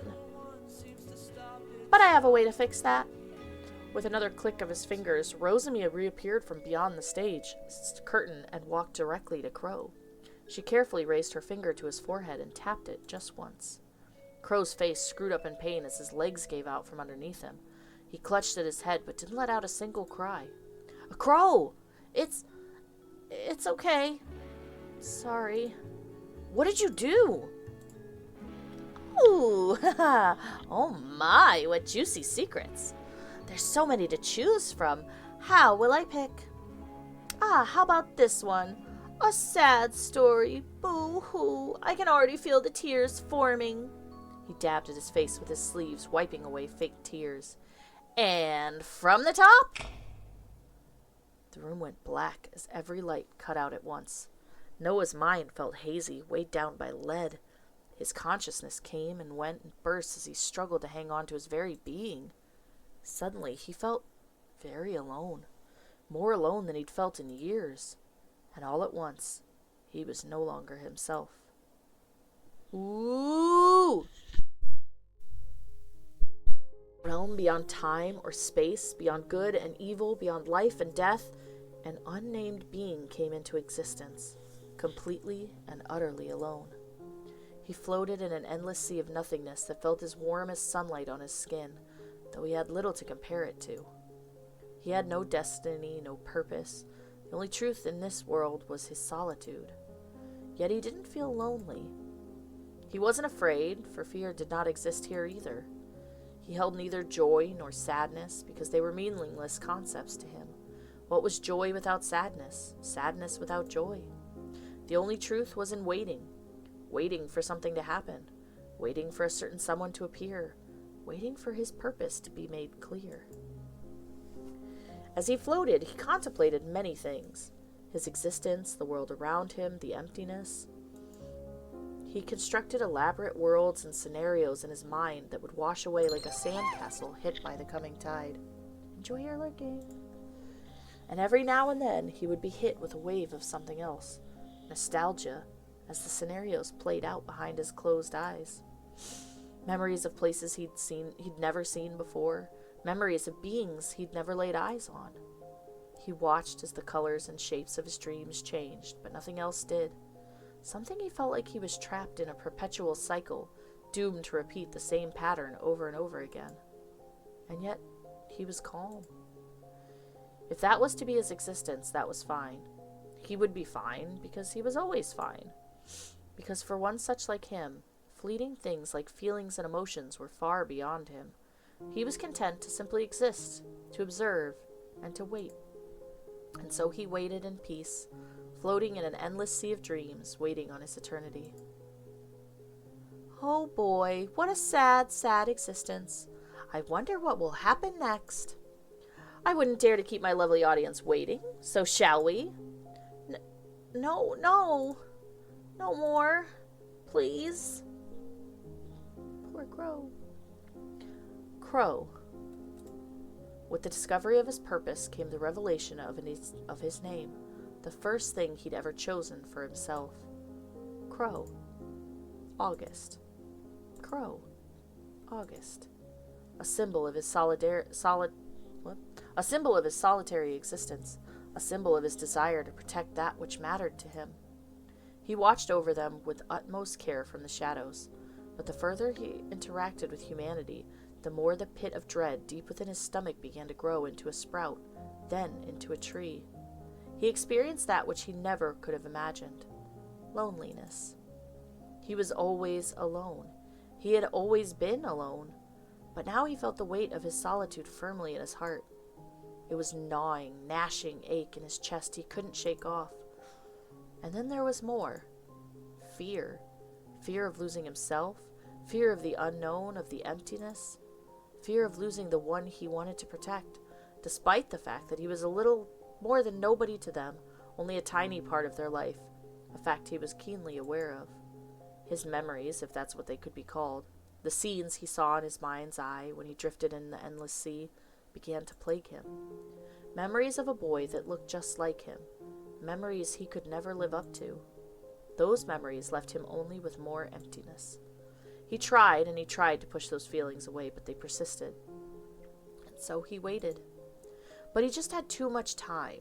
Far, far too much time. Time to think, time to contemplate, time to worry, time to stress.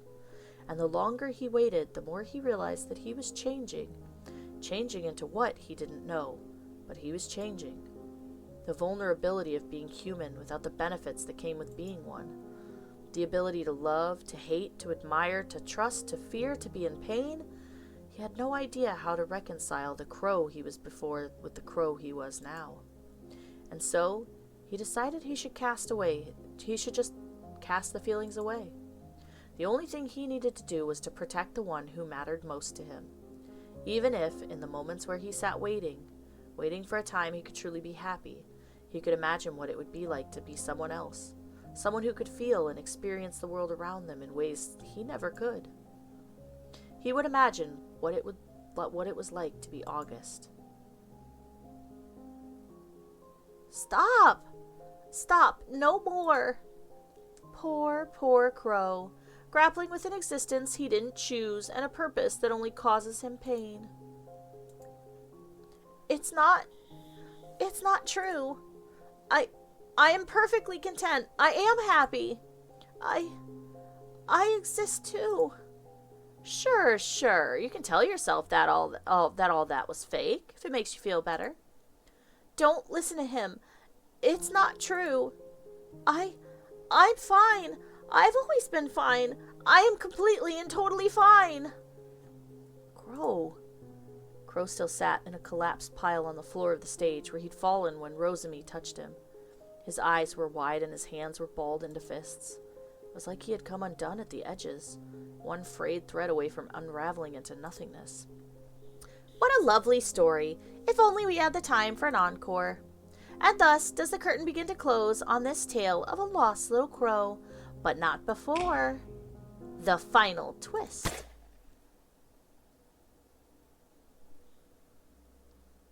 Crow? The room was silent. Oh my God. Too silent. The spotlight shone on the stage for the final time, illuminating a single body. Luca. Oh shit! Luca lying in a puddle of his own blood, face down. Rosamie looked on in horror as she rushed towards him, but it was already too late. The world began to shake around them. Well, that certainly was a final twist. Ivan, take Kane back. Ivan nodded before grabbing hold of Kane, despite his apparent dislike of the idea. He reached out towards Noah, who only turned back to Crow. Noah, don't be an idiot. We've got to go. I'll be right there, I promise. He's always been alone? Then I can't leave him alone now. He's not August. The two disappeared. Noah took hold of Crow's shoulders. Crow, you gotta go. Noah, please leave. You have to. I won't leave you here. Please, come back with me. Please, just go. Come with me. I can't. Then I'll stay right here with you. Fuck, I knew this was coming. Crow shook his head, his eyes still on the ground. He wouldn't look up at Noah. You can't. No one can. I will. Go home, Noah. Back to where you belong. Only if you promise to meet me there. What? If what he said isn't true, tomorrow morning, 10 a.m., there's a diner at Lowfield Street. Please. No, I'm gonna be alone again. Rosamie's lone voice carried through the room from where she sat, collapsed next to Luca's body. Rosamie, come with... there was no time. There was never enough time. The dream fell apart around the group, but not before he saw Crow reach for Rosamie. Noah fell. Space and time seemed to stretch out around him as everything went black. In the endless void, Noah swore he could still hear Crow's voice echoing around him. His near silent chuckle when he didn't want to answer a question. His voice that trembled as he begged Luca to stop, seeming so much smaller than ever before. His gentle and comforting voice that made Noah feel safe no matter where he was. "Nothing will happen to you while I'm around. That I promise you." And for some reason, Noah believed those words to be true. Noah fell to the cement with an audible thump. Fortunately, no one seemed to be around to see his sudden appearance. "Oh, my back. Where am I? Right, I was outside when I... Kane, Ivan, where are you?" The other two were nowhere in sight. Picking up his wounded pride and slightly sore back, Noah rose to his feet and looked around, making sure that no one had seen him before he walked out under the streetlights. The night was cool, and he drew in his jacket around himself. His footsteps echoed through the silent streets. The only other sound was the hum of far-off traffic, but even that was few and far between at this time of night. Noah had always enjoyed solitude, even before everything had become a mess. Before everything had become a mess, he enjoyed the times where he could close his bedroom door, put in his earphones, and just draw. For some reason, right now felt like those moments from his childhood. He felt like the only person in the world, and his hand twitched, begging to draw, to sketch, to paint. Didn't matter what his subject matter would be, he just knew he had to create. With that thought, his steps sped up, and soon enough he stood in front of the foyer in his apartment. Crow. Everything that Lucas said, was it true? Why have you always been alone? And why does that make me feel so empty? Guess Luca's dead too. But Rosamie... Noah frowned, rubbing his temples. Nothing makes sense. If she went missing 6 years ago, did she somehow get stuck there? I need to find her. Noah switched on the TV, but all that was playing at this time of the night was weird alternative music channels. It's not Minecraft. Hi, Minsk. How are you? For some reason, the music helped to calm him, though. He stared towards his canvas. For once, it was blank. It was waiting for him. His mind was filled with inspiration. He sat at his easel, his brush poised in his hand against the blinding white canvas. He thought he'd paint his dream. The stage with a sea of onlookers, throwing roses, a grand scene, but instead he painted something else. A man with blonde hair and green eyes, with flowers sprouting from around him, a warm smile that would put a summer's day to shame. The story of a lonely crow. It's you, Crow. Why did you look so sad after you recognized Luca? How could you recognize him if you weren't August? Are you really alive out there? Why didn't you contact me? If he turns up tomorrow, then it's true. It's really him. But despite his words, Noah's mind kept drifting back to Crow's lonely, sad smile, to the far-off look in his eyes as Luca goaded him. I think I need to sleep. Overcome with tiredness, Noah picked up a half-used water bottle left by Kane and watered his plant, before almost crawling back to his bedroom and collapsing with exhaustion for yet another restless night.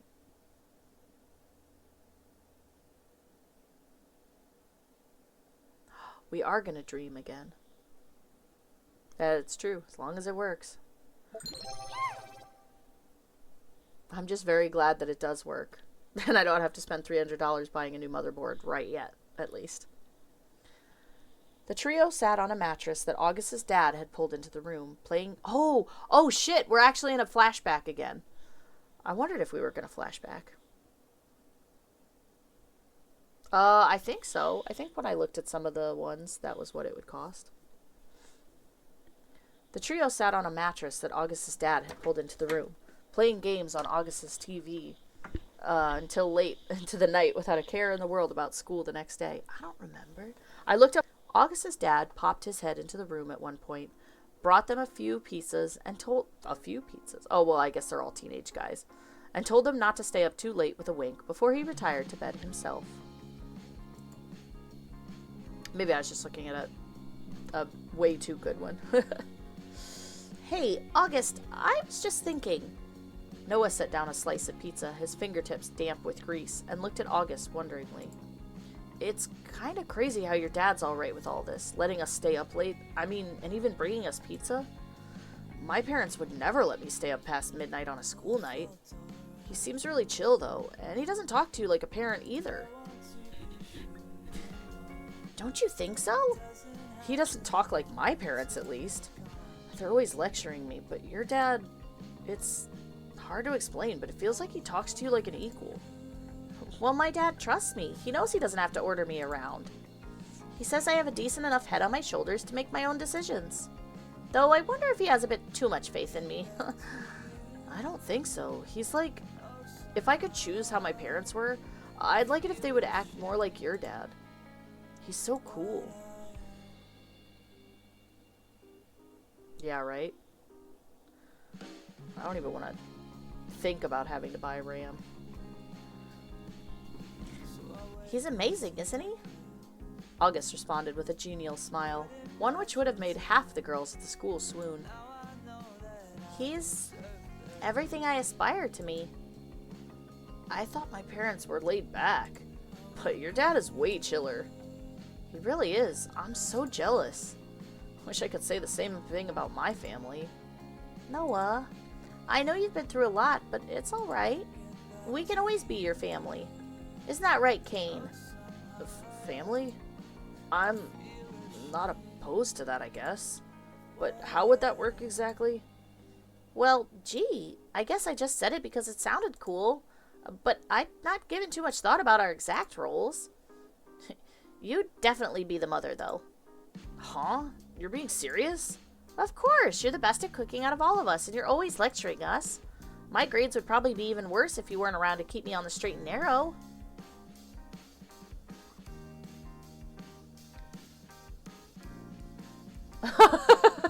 Commit atrocities. Arson! Kane frowned. I don't know if that's a compliment or not. It feels like you're calling me a nag. In the best way possible. I'm not so sure about that. But whatever, I guess I'll take it. I don't mind being the mom friend. But what about you, August? Well, naturally, I'll be Noah's younger brother. You don't want to be the father? I think I'm too young to start a family. Right. That makes sense. Hey, I could say the same thing about myself. Might be taller than you, but I'm not any older. Man, what are we talking about anyway? This is so stupid. Maybe, but it's good to be stupid sometimes. Life's serious enough as it is. What do you think, Noah? Noah, who had been quiet during this exchange, looked between August and Kane. He blinked. Then, with eyes which looked suspiciously moist, he said, You guys, Do you hate the idea of being related to me that much? No, it's just, you two, sometimes I just feel like they think I'm a mistake, and sometimes I agree with them. But you two make me feel like that's not so true. Noah's eyes watered up, and August and Kane both quickly jumped back in surprise. For some reason, after everything that had been happening lately, their words touched Noah deep within his heart. Tears streamed down his face. You guys are the best. God, I must be tired or something. Please pretend this never happened. I guess I can tick see Noah crying off my bucket list. Shut up. I don't want to steal the spotlight, but I also appreciate you two. I mean, I've moved around so much because of my father's work that, well, you're the first real friends I've ever had. August. Okay, everyone is overtired, I think. Why don't we get ready for bed? Good idea. Red in the face, Noah wiped away the few stray tears that were falling down his face. Let me think. Why don't we use this mattress? Then we can keep the TV on for a while longer and watch something. All 3 of us? Yeah, it'll be a real sleepover. It shouldn't be too squishy either. Dibs this side. I'll take this spot then. Noah stared at the empty spot left for him, right in the center between... Honk honk! Right in the center between Kane and August. Ooh, smushed between man sandwich. I can't sleep next to him. Okay, I guess I'm in the middle. That's because they both have a crush on you, Noah. The 3 situated themselves on the mattress. August switched the TV over, playing some movie, which... Where was I? The 3 situated themselves on the mattress. August switched the TV over to playing some movie, which August and Kane instantly found themselves entranced with. But on the flip side, Noah found himself unable to concentrate in the slightest. Lying just a hand width away was the boy he'd found himself enchanted with. He couldn't help but be overly conscious of every shift, every breath, every near silent chuckle. It didn't take long for the gentle sound of Kane drifting off to sleep reached his ears. August smiled at Noah and almost lit up the dark room. Let's get some sleep, okay? Yeah. In the moonlight, Noah laid facing towards August's back. Right now it seemed awfully small and awfully fragile. As if he reached out, he would simply cease to exist. But as Noah tossed and turned, too aware of the heat of another night next to him, of another right next to him, Noah decided something against his better judgment. To reach out, after all. His fingers, ever so careful, touched the palm of the blonde's hand, gently so as not to wake the boy. Ah! Still awake? August rolled over, obviously not asleep himself yet either. Noah froze, his hands still against the others. I'm not that tired. Me either. His heart beat loudly in his ears, a constant loud thump. Can I ask you a question? Of course, you can ask me anything. Do you, what I mean is, what I'm trying to ask is, if you, perhaps, like, guys? I mean, if you did, I'd be cool with that, and, it has nothing to do with my parents. I was just wondering. August looked surprised, blinking a few times before going red. The room was silent. Crap, why did I... Maybe. I haven't really ever thought about it. His eyes traveled back to Noah's. What about you? What? No, of course, I don't, I mean, I do, maybe, I don't know. Fucking smooth, Noah. You could have literally just said, yes! Behind the 2 of them, Kane stirred, rolling over in place. The 2 boys jumped, turning over instantly to face away from each other. Noah screwed his eyes shut tightly. Fuck, I felt like reaching out and kissing him. His face was still deeply red, and he hoped that neither of the other 2 boys could hear how hard his heart was still beating. I wish I could read his mind and know what he thought about me. As Noah drifted off to sleep, he peeked back towards August, who was already soundly asleep. Maybe if I could just take a peek into his dreams? Before his consciousness could truly drift off in the endless sea, the bed gave way from under him, and he fell. Oh, is this the first time we dream jumped? Ooh! The world around him spun and spun. Wind whipped him in the face, drowning out his attempt at a scream. What? He couldn't see anything. Couldn't hear anything. He tried to grasp around, to grab onto anything to save himself, but it was no use. There was nothing. And through that nothing, he fell. He hit the ground. Hard. What's going on? When Noah opened his eyes, he saw a familiar landscape. Why am I here? Wasn't I just in bed? God, my head hurts. From out in the hall, Noah heard the sound of approaching footsteps. Wary, he ducked behind the teacher's desk just in time to see someone enter the room. A boy with blonde hair and green eyes. Just before Noah could stand up and call out to the boy, another person entered the room. What the? Noah. Another Noah walked into the room and towards August, who was at his desk searching for something. The other Noah spoke quietly to August before he reached down to take his hand.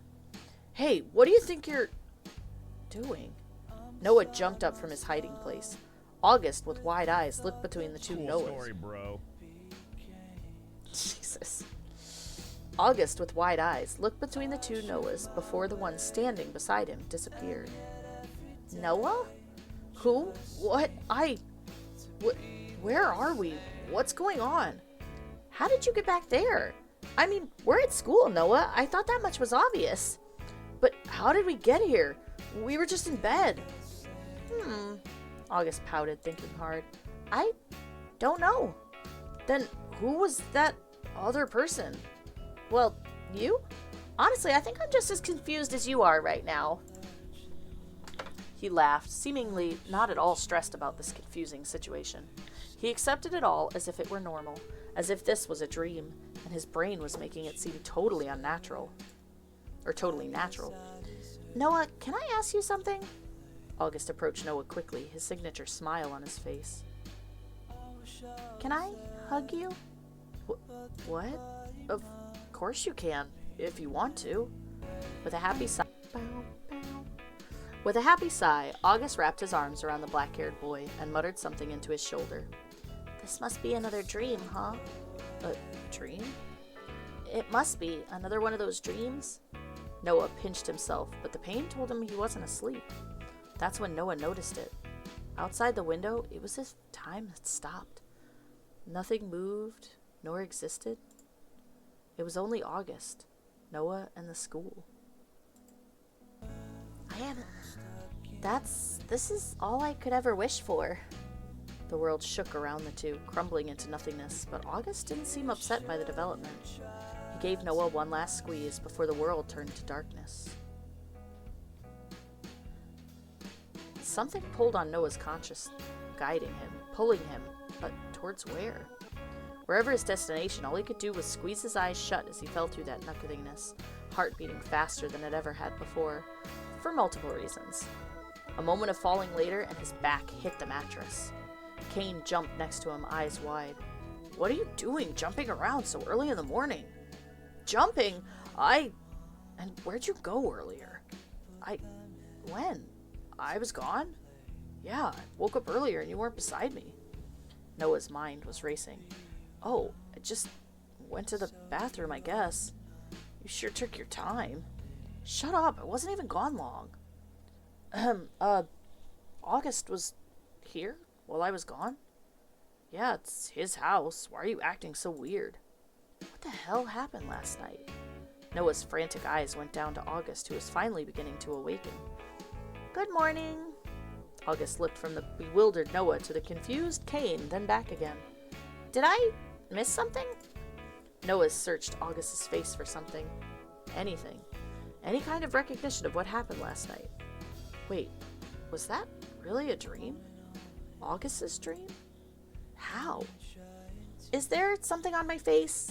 Or, have I overslept or something?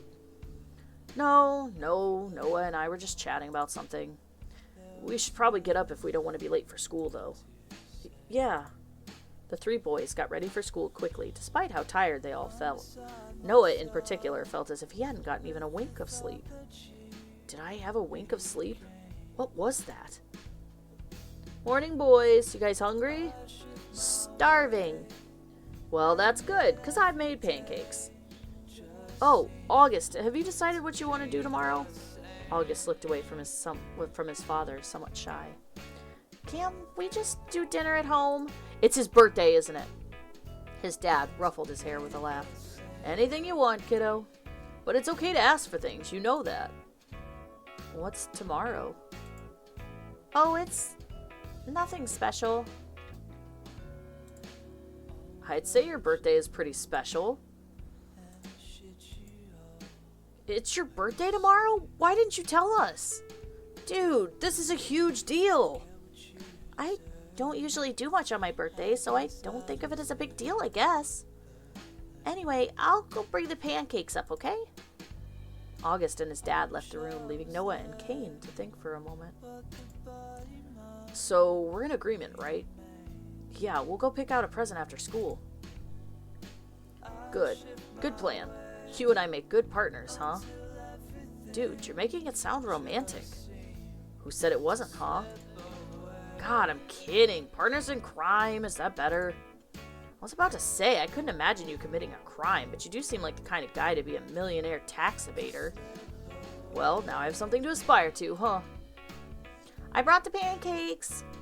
In his hands, he carried 3 plates piled high with pancakes. Each was covered in fresh fruit and cream. Ooh, now I want pancakes. Whoa, they look amazing. Do you eat like this every morning? Never. I think my dad wants to make a good impression on both of you. Well, he definitely has. As Noah ate, slowly, the thoughts about what happened last night began to fade away. I'll worry about it later. For now, I'll just focus on what to buy August for his birthday. The sun beat down on Noah, Cain, and August in between the outstretched arms of the trees that hung above them. The group made steady pace as they descended the hill on their way to school once again. Did something happen? Nothing happened. Just a little tired. Right. Well, we did stay up kind of late last night. My mom would never let me do that, let alone my dad. Yeah. Surrounded by an uncomfortable silence, the group continued on their way down the mountain. Somehow, the trio managed to arrive at school even earlier than usual. Noah sat at his desk with a yawn, pulled out his sketchbook. Absent-mindedly, he doodled on the blank sheet of paper. To Noah, a blank page was incredibly powerful. It represented a void in reality that only he could affect. It was the beginning of 1,000, 1,000,000 infinite possibilities that all began directly from his mind. He believed that was a mindset he would keep forever. He was standing here. He walked over to me and before he'd even realized what he was doing, he'd already begun to sketch out a certain scene that may or may not have happened the night before. What's that you're doing, Noah? Nothing, Miss Rose. Did you draw this? It's just a doodle, nothing serious. Her eyes went wide, then she blinked a few times as if trying to regain some composure. When did you begin studying art? I didn't. It's just self-taught. Astounding. Noah, have you ever thought about going into fine arts? Like at university? That's right. I believe you have the ability and then some. Well, my parents want me to go into finance. Well, that's nice that your parents think that, but what do you want? You really think I could? She nodded sagely. I run the after-school art club. Noah, if you seriously want to work on attaining a scholarship, then you should join us. Well, I'm a little busy today. How about you just come around and quickly introduce yourself then? All right. Good. Well, then I believe it's about time we got started with class. So that's how we got into it. First period seemed to breeze by, and before long, August and Cain had pulled their chairs over to Noah's desk for lunch. What did Miss Rose want this morning? Noah suddenly found it difficult to meet August's eyes. It's no big deal. She wanted to invite me to her after-school art club or something. Said something about going for a scholarship, too. What? Noah, that's amazing! You deserve it, really. Your art is my favorite in the entire world. An arm snaked its way around Noah's shoulders before patting him on the chest. I got some drinks. Did you miss me? As much as I'd miss any other overgrown, way too full of himself guy with no notion of personal space. Come on, there's no need for personal space between you and me. Laughing, Cain ruffled Noah's hair and set 3 drinks down on the desk. The usual. August beamed. Yep, if you wanted anything else, that's too bad. This is perfect. Hey, Noah, you should tell Cain too. Did something happen? It's not a big deal. Miss Rose just wants me to join her art club and go for a scholarship. Every time you say something isn't a big deal, it always is. Maybe you need to relearn what a big deal is. God, shut up already. My mom will kill me if she finds out. I'll cover for you. Maybe I could even convince her to hire me as your tutor. You wish. I don't know, she's certainly swayed by all of my charm. Noah rolled his eyes and August giggled. Your future is definitely in art, Noah. Don't let anyone tell you otherwise. Right. Oh, you still good to help me with my homework later today? Right, the present. Yeah, I'm gonna drop by the club and introduce myself first, though. Give me 15 minutes after school, then we can do it. Cool, I'll hang around in the classroom until you're done. I actually have to leave first today. I told my dad I'd help him in the garden. Perfect. Huh? Nothing. Just, pass on our thanks for last night. And for those amazing pancakes. I will. Now I'm hungry. Me too, Noah. Oh, right. My dad gave me some money so I can buy you both lunch today for them in the cafeteria. Oh, you don't need to... He insists. So do I. Well, I'm not one to turn down free food. Hopefully the good stuff isn't sold out already. I can't remember the last time I went to the cafeteria. What do you guys want? Maybe cake. You both said it at the same time. Hey. Before Noah could respond to Kane's teasing tone, someone bumped his shoulder hard. Whoopsie, my bad. It's fine. The boy continued walking on, not even looking back over his shoulder. What's his problem? I guess it was an accident. Oh no! Huh? The group stopped in front of the cafeteria. Inside, barely anything was left for purchase, and right in the center of the fridge was a single slice of cake. Might I suggest a fight to the death? You can have... How about we share it? Well, like, together? That's what sharing usually means. Alright. What about you, Kane? Do you want some too? Nah, I'll just get a sandwich. I don't really like sweet food that much. But you always bring things you bake to share. Yeah, 'cause you like them. Kane! Sweet boy. I'll be right back then. August left the two boys standing in the hall. You don't need to bake them just for me. I didn't realize. Why not? I like baking and I like seeing you enjoy what I make. Still, I owe you one. Or, well, more than one. I mean, if you want to count, must be the 5, 10, 20. Okay, I get it. Kane laughed, a sound so hearty it would make anyone smile. You don't owe me anything. Just seeing you happy is cool enough with me. Well, thanks. I do like it. Noah, to be honest, there's something I want to tell you. I'm back. Oh, sorry, did I interrupt? What did you want to tell me? Kane looked between Noah and August, rubbing the back of his neck. It's nothing. We can talk about it later. Aw, Kane. Poor Kane. Cool. Should we go back to the classroom to eat? Looks kind of packed in there. Sounds good to me. I asked if they had another plate or something, but nothing. So we'll have to share. Is that okay? Oh, but don't worry. I got 2 forks. Fine with me. August and Noah sat opposite each other while Kane sat to the side. He munched on his sandwich quietly. The slice of cake sat in the middle of the table. Noah clutched his fork, a bead of sweat nearly running down his brow. Do I just take a bite? Do I wait for him to do it? Won't he be grossed out? Sharing food, isn't it a bit too intimate? Will he think I'm weird? No, wait, this was his idea. Unless he only suggested it because he felt bad? Did he actually want me to say no? Meanwhile, August had already scooped a portion onto his fork and put it in his mouth. He smiled widely. Oh, it's so good. No, you have to have some. Must have only been being nice. Oh, I should have said he could have it all. Especially after last night. As if fed up with waiting, August took the fork from Noah's clenched fist, scooped another piece of cake before holding it out in front of him. Remember when you did this to me? Say, ah. August carefully placed the fork in his mouth, a look of contentment on his face. Noah chewed with his cheeks already a deep shade of red. Good, right? Eat some more. Otherwise, I'll finish it all before you even get the chance for your second forkful. Noah took the fork from August, who was already digging in to have another piece.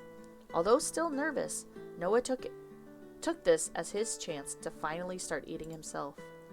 Piece by piece, the slice was consumed, until only one small bite remained. Noah nodded towards August with a smile. All yours. And no more words were needed. He ate it up instantly. Your sweet tooth rivals Noah's. You and I really are alike. A small dollop of cream sat at the corner of August's mouth. Noah reached out, brushing it away with his thumb. You got some cream there. Here. He brought his thumb to his lips and licked it off. I got it for you. August blinked a few times in disbelief. I'll be right back. He jumped to his feet and stormed out of the classroom. At least that's what he wanted to do, but just as he went to open the door from the inside, it was open from the outside instead. In stepped Miss Rosie, ready to resume the lesson just as the bell went over the intercom. Going somewhere, Noah? Noah's eyes went wide, and he wildly looked from August, who had already gone a deep shade of crimson, and Miss Rose. No, Miss Rose. August's fingers trailed over his lips before he stood back to Noah and returned to his desk. Kane had already disappeared back to his own seat, too. Filled with shame, Noah plonked himself back down at his desk. As his teacher's sing-song voice filled the classroom, with talk of the written word and poetry, Noah's eyes slowly fell back to August. His blonde hair slightly fluttering in the wind from the open window, his green eyes downcast as he listened carefully to each and every word spoken. His fingers long and thin that rested against the desk. So, you'll each be writing your very own poem today. Don't worry about it being perfect. I'm more interested in peering into your souls. A groan escaped the lips of many of the students. Poem? Write about whatever you wish. You'll have the remainder of the lesson to prepare. Noah's pencil tapped against the paper. Math, science, history. Found himself at least decent at most subjects. But poetry? That was something else to get altogether. Ugh. He looked towards Kane and August, but found both already preoccupied. Peering into my soul, huh? How to start it?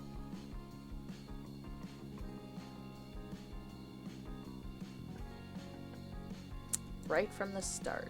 And then... Oh, no! How bad am I going to be at this poetry? My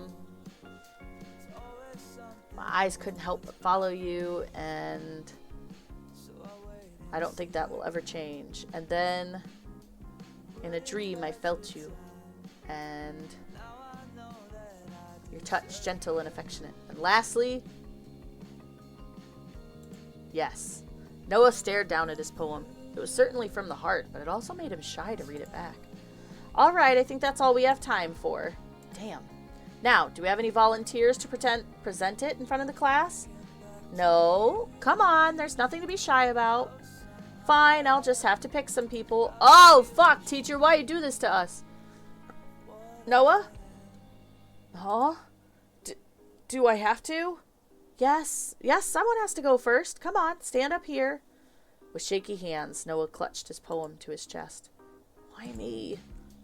But with little other way to escape his situation, except perhaps jumping out the window, Noah rose to his feet and walked unsteadily to the front of the class. Right from the start, my eyes couldn't help but follow you, and I don't think that will ever change. In a dream, I felt you, your touch gentle and affectionate, and then I fell into your embrace. That didn't rhyme at all.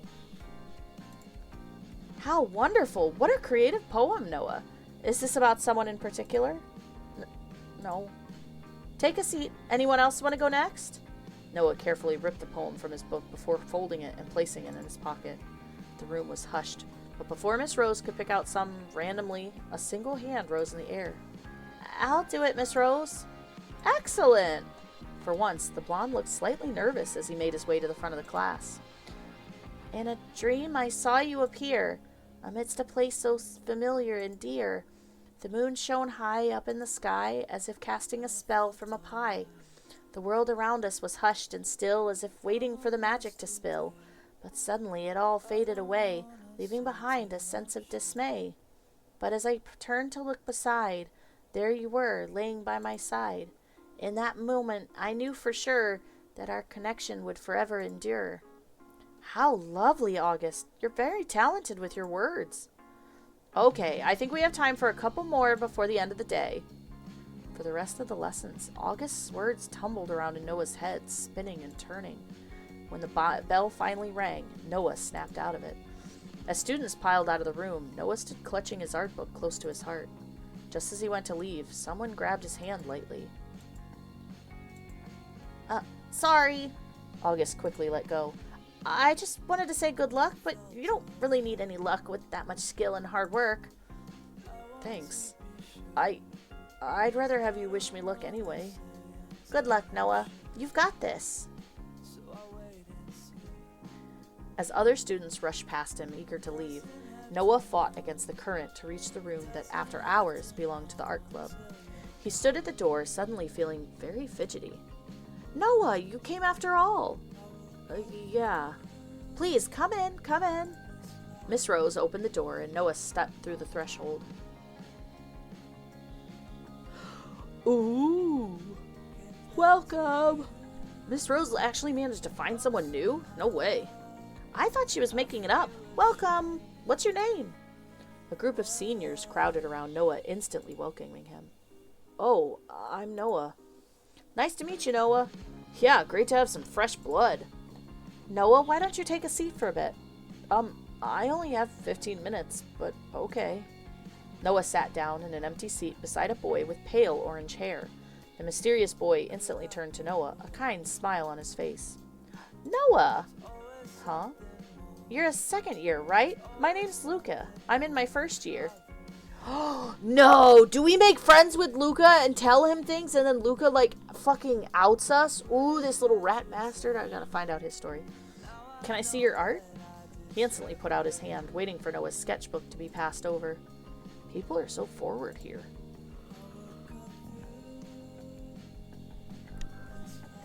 Sure. Can I, see yours? Okie dokie. Here you go. Wow, Noah, you're like a genius. Noah flicked through Luca's sketchbook. Inside was a mix of still life drawings and portraits of varying skill levels, none of which were particularly impressive. Damn, Noah. Still, Noah couldn't help but compliment him back. Nah, I'm not that good. You're good too. But you're much better. I can tell we're gonna be such good friends. Hey, are you the one who got kicked out of his class? People are saying that? Yeah, everyone's talking about you. I didn't get kicked out. I just moved. Oh, that makes sense. Hey, why are you only staying 15 minutes? I'm gonna buy a birthday present for someone important to me. Someone you like? What? I mean, I don't know. It's okay, it's okay. Your secret is safe with me. There's no secret.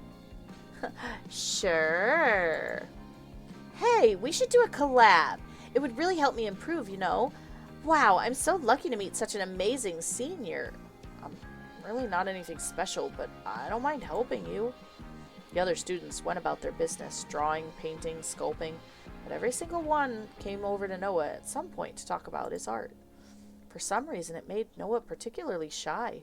He wasn't used to anyone paying him any attention, let alone paying attention to his art, which he usually kept to himself. Luca clung to his side the whole time. He seemed to be rather popular with everyone in the club. He had the kind of personality where you couldn't help but like him. Oh, really? Aw, it's already been half an hour, you know? Didn't you have to leave? Oh, shit. Sorry, Miss Rose, I have to run. Thanks for stopping by, Noah. We're looking forward to having you back next time. Aw, I'm sorry. Noah dropped Luca's sketchbook onto the table and dashed out the door, completely forgetting his own that it was still in Luca's hands. Uh-oh. Oh no! Didn't we just sketch a picture of us hugging August? Oh, shit. Luca, you fuck. Shit, I'm so sorry. Whoa, slow down, slow down. I'm late. Sorry. It's fine, I don't mind waiting for you. Plus, I got tomorrow's homework done ahead of time. I'd say that's a win. I'm doing better than you, at least. Shut up already. Noah laughed, finally having a moment to catch his breath after sprinting from the other side of the school. The sun was already beginning to go down, casting an orange glow over the classroom. Well, we should go before the shops close. Yeah, let's get out of here. The orange glow of sunset had already changed to the dark of night when the pair reached town. Side by side, the two boys walked, chatting about anything that came to mind. As they always had. How was the art club? Are you going to be a pompous art kid now?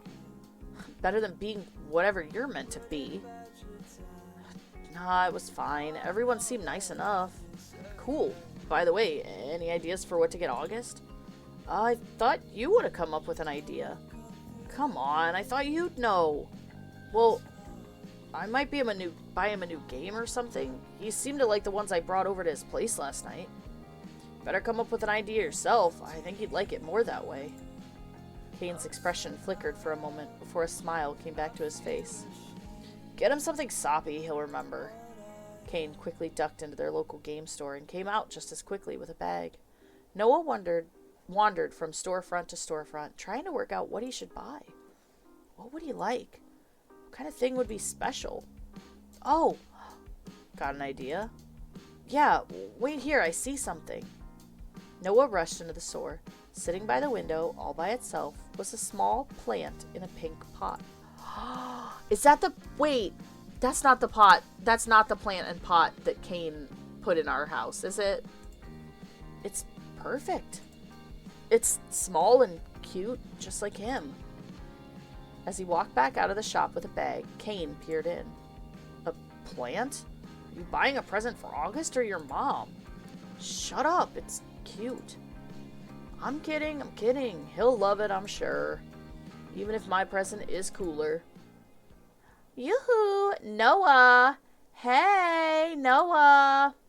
Luca, as if his legs were filled with springs, bounced over to Noah.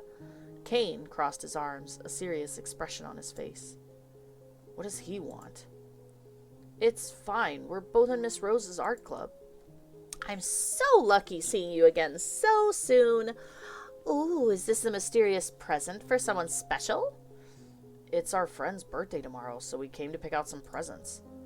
Aw, she's so lucky. I wish I had such doting friends.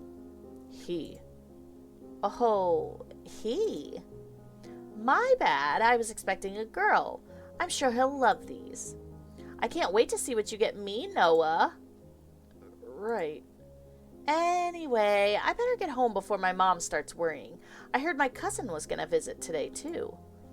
Bye, Noah. See ya. Luca bent down and picked up a small, folded piece of paper with a smile before he disappeared into the street. That kid's like a hurricane. Tell me about it. Let's go home. I think I'll give August this after school. I don't want to carry it around all day. Good idea. Can I ask you a question? I wish you'd just ask instead of asking if you can ask. What do you think you'll be doing in 5 years from now? That's kind of out of nowhere. I've just been thinking about it lately. High school will be over soon enough. So, what's your plan, Mr. Big Famous Artist? Shut up. I don't know. I'd be happy enough at a small apartment in a city nowhere near here where I can just create, I guess, without someone being on my back. Studio apartment in the big city, exhibitions all over the world. Yeah, I can see it. You'd be so much better without all the sarcasm. I'm serious. Yeah, sure you are. Fine, then what's your plan?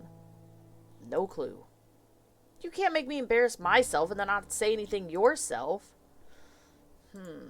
I guess I'll have the apartment next to you and be your stay-at-home best friend. Cook and clean for you while you bring home the money with your art. Asshole. Kane smiled widely.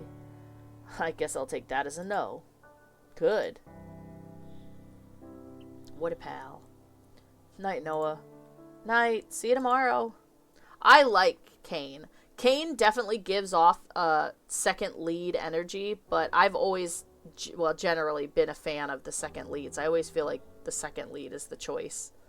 But I guess we don't know yet. Noah, where have you been? calm down. I was doing an extra class with my teacher. Oh. The least you could have done was let me know. It's dark out. I was worried. Sorry, I'll text next time. What's that you've got? Nothing. I'm tired, so I'm going to bed. Noah! Quickly, he hid the plant in his closet, where even his snooping mother wouldn't find it. God, I'm exhausted. Noah dug his hand into his backpack, searching for his sketchbook. Fuck, I left it with Luca. Why didn't he tell me when he bumped into each other? Guess he forgot too. I'll have to stop by tomorrow and grab it.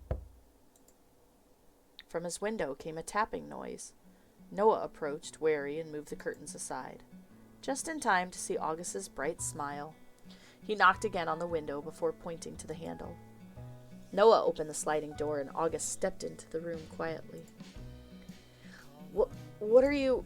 Shh! Noah lowered his voice to a whisper. What are you... I thought maybe we could make good on that promise. Promise? From behind his back, August pulled out an armful of painting supplies with a wide grin on his face. You bought all this? Yeah, so we can do it together. I think you'll be really good. To be honest, I was thinking that now you're a part of that art club, you'll probably start painting soon anyway, but I wanted to be your first. In painting! For painting! First to paint with, Me too. See, they're so cute. Noah looked back at the gap between the two houses. Did you seriously jump? Don't tell my dad. He might have a heart attack. I might have one if you turn up knocking at my window in the middle of the night. Should I go? We can do this another time. No, really, I want to do it with you. Painting. Really want to paint with you. Noah stuttered out his answer, suddenly wishing he had time to mentally prepare himself for this situation. August, in his room, at night, alone. He gulped. Then let's start. I've painted before, but, well, I'm sure you'll be the one teaching me. He laid out the supplies on Noah's table and pulled Noah down to sit opposite him. Let's see, what to paint? How about we try flowers? That should be easy, right? What kind? Let's surprise each other. Without another word, August went back to work with his brush, putting paint over his blank sheet of paper. Noah picked up a brush. The weight felt good in his hand, natural, like it belonged. A flower that's like you. Bright. That's easy. With a steady hand, Noah put brush to paper. He made broad strokes of green, yellow, and brown. For some reason, it came easily to him. He felt an excitement deep inside, as if he'd found something truly special. All thanks to August. Oh God. I'm done. You show me yours first. Noah turned the paper around. On it were a bunch of beautiful sunflowers swaying slightly in the wind. Wow! Noah, that's amazing! They look like you. What? Like me? This is how you see me? Yeah. Well, I wish I could say mine looks like you, but, I can't show you mine after that. Please, I want to see it. I can't. You're too good. Fine, but I warned you, okay? With a look of embarrassment, August slid the paper over to Noah. On it were blobs of black and red that, if you squinted, still didn't look like flowers. Don't laugh. I told you that you'd be much better than me. No, this is perfect. I love it. I really, really love it. Well, what did you think of painting? It's good. I love this. I love visual novels. And so far, this is a good one with a lot of questions I still have and don't have many answers for. How was Apex? It's what I've always wanted. Then why don't we do it together next time? August stood and stretched before collapsing to sit on the edge of Noah's bed. Noah did the same, falling down to sit beside him. I'd love that. I'll try to be better by next time. You're plenty enough as it is. I don't know about that. August pulled his glasses from his face, wiping away a bit of paint that somehow gotten stuck to the lens. You're so Noah, are you asleep in there? Busted. I'm coming in. Please make sure you're decent. Hide! Hide, August!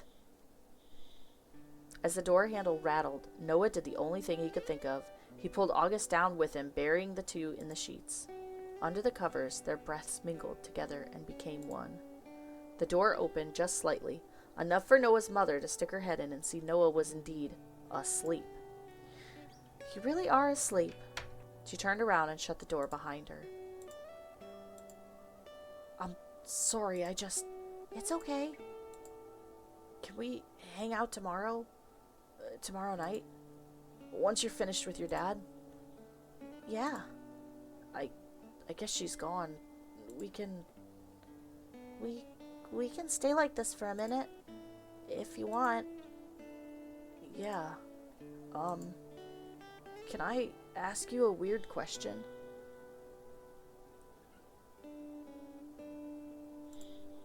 Sure. Have you ever dreamt of me?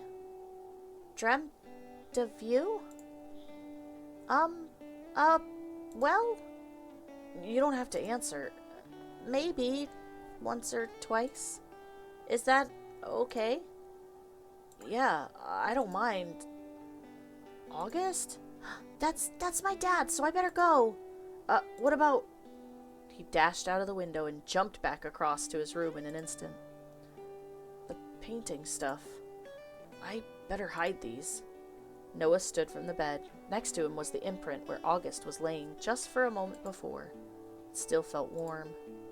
He stashed the paintings, already dry, and the supplies in his closet, next to the plant he'd already hidden for tomorrow. Noah looked up at the clock. 12:10 a.m. Ah, shit, I should have said happy birthday. Noah stuck his head out of the window just in time to see August's dad leave the room. His deep green eyes turned towards Noah with a smile. Before lowering his blinds, he mouthed the words, "Happy birthday," to him. He did dream about me. I'm sure of it. Then, what would happen if I tried to do it again? Noah gulped and looked back towards his bed. If Mom finds out I'm not here? With that thought in mind, he went to work executing his plan. He stuffed his extra pillows under the covers, making a human enough looking lump in the bed. That'll do. The black-haired boy put his back to his window and slid down until he was sitting. He shut his eyes timidly. I want to see what August thinks. I want to see his dream. I want to be in his dream. I want to be with August. I want to see what August thinks of me. Let me go into his dream. Whoa. The wind left his chest, and he struggled to regain his breath as the ground fell out from under him, and Noah was thrown into an endless void. His arms flailed around, searching for something, anything to grab onto. I don't like the way the music sounds in this time. But there was nothing. Nothing but darkness. He squeezed his eyes shut and thought about the boy with blonde hair and green eyes. And finally, he hit the ground. Ah! Where am I? Outside? The street was dead quiet.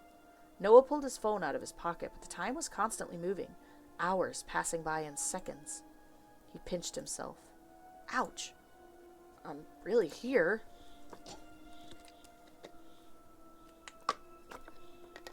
Before his eyes, Noah watched a certain scene play out. Cain and a Noah very different, yet exactly the same as himself, left one house, crossed the road, then circled back around to August's house, then went inside. This is last night? That's what he's dreaming about? Then I gotta find out what's happening. Noah looked back towards his own house. I'll take a page out of August's book. If this is a dream, my parents won't be there, will they?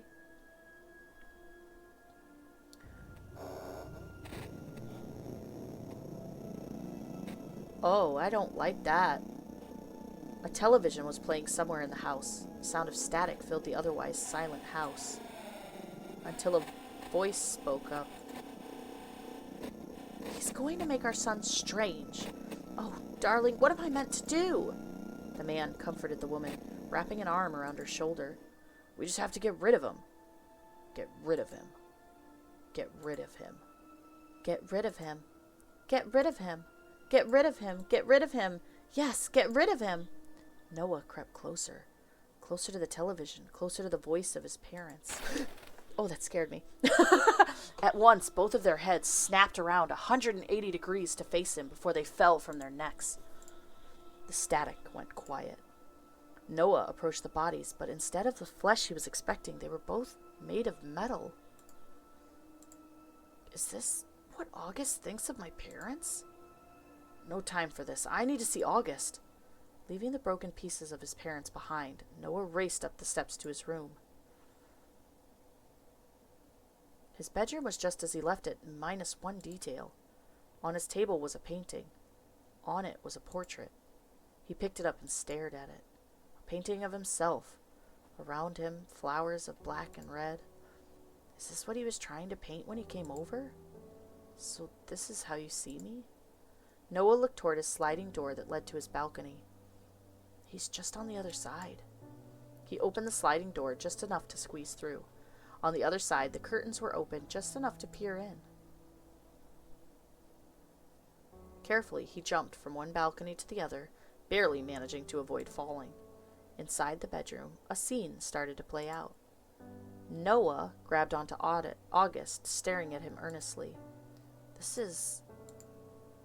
Can I ask you a question? Of course, you can ask me anything.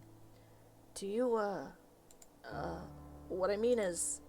What I'm trying to ask is, if you, perhaps, like guys?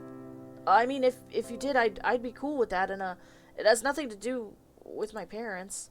I was just wondering. Yeah, I like you. Me too. I like you. Just as the two boys reached closer, their lips inches apart, Noah jumped back in surprise, losing his footing and falling from the balcony. But rather than hitting the ground, the world turned to darkness around him and he fell into that void once again. It felt like both a moment and an eternity he fell until his back finally hit something soft. Morning already. The door to his bedroom opened and his mother frowned at him. Get out of bed already, Noah. Your alarm's been ringing for the past 20 minutes. Shit, I'm late. Noah, watch your language. God, at least your brother isn't such a potty mouth. She was so gonna say disappointment. Oh yeah, his parents would be very much upset. She shut the door behind her, all the while shaking her head in disappointment. Noah sprung out of bed, brushed his teeth, and dressed before rushing down the steps, outside of his house, and down the mountain to meet his friends. Oh, I'm so sorry. Look who's finally decided to grace us with his presence. Didn't you sleep well? Not at all, actually. Yeah, sure. Happy birthday, August. Thanks, Noah. It's not like you to sleep in. You wouldn't believe what I was really doing last night. Yeah, my bad. We better hurry or we'll be late. The day passed in somewhat of a blur. Before long, it was already time to leave once again. The class had crowded around August as soon as the bell went, wishing him a happy birthday. Ready to go?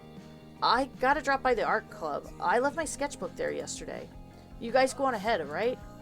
Cool. See you later then. I'm worried. Luca, this is fantastic. You ought to be proud. Oh, Miss Rose, you flatter me too much. What's going on? Take a look at this, Noah. Luca says you inspired him so much, he went home and drew this yesterday. What amazing improvement. I knew having you here would drive everyone to improve, Noah. Luca smiled a smile that didn't quite reach his eyes before wrapping an arm around Noah's shoulders. I really look up to you, Noah. Keep going, and you're sure to improve even more, Luca. Miss Rose left the room for something or another, leaving Luca and Noah alone. Noah ripped himself away from Luca and glared at him. What the hell is this about? Did August enjoy his present? I have no clue what you're talking about. Oh, I was led to believe that the person you were buying a present for was the same person this poem was about. Luca pulled out a folded piece of paper from his pocket, and Noah froze. Right from the start, my eyes couldn't help but follow you. Shut up! Not a fan of your own writing. Anyway, I'm super sorry about borrowing your art to show Miss Rose.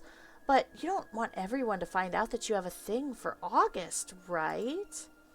Hey, I don't care who you like, but I'm sure you'd care if everyone knew, huh? Luca, you snake in the grass, little... Ooh. August only moved here 6 months ago, right? Man, if it got out about you two... Honk, honk. Man, if it got out about you two, it could really ruin everything for him. Wouldn't want him to move schools again, would you? You're wrong. The smile that was always plastered to Luca's face dropped immediately, and a sneer came out instead. You'll keep drawing for me, or I'll tell everyone about you. Everyone in school will know. Your family, too. If you don't want that to happen, just shut up and get drawing my next masterpiece. Got it? His smile, as fake as it was before, returned to his face. Here, your art book. That's what you were looking for, right? Noah snatched it out of his hands and stormed out of the room. Ooh, this is why Luca is a piece of shit. No wonder we didn't care if he died. His rage boiled over, overflowing with nowhere to go. The hallway was already empty and deadly silent. Noah clutched his sketchbook tightly. Asshole! I don't care. I don't care what happens to me, but August... Fuck that guy. Fuck.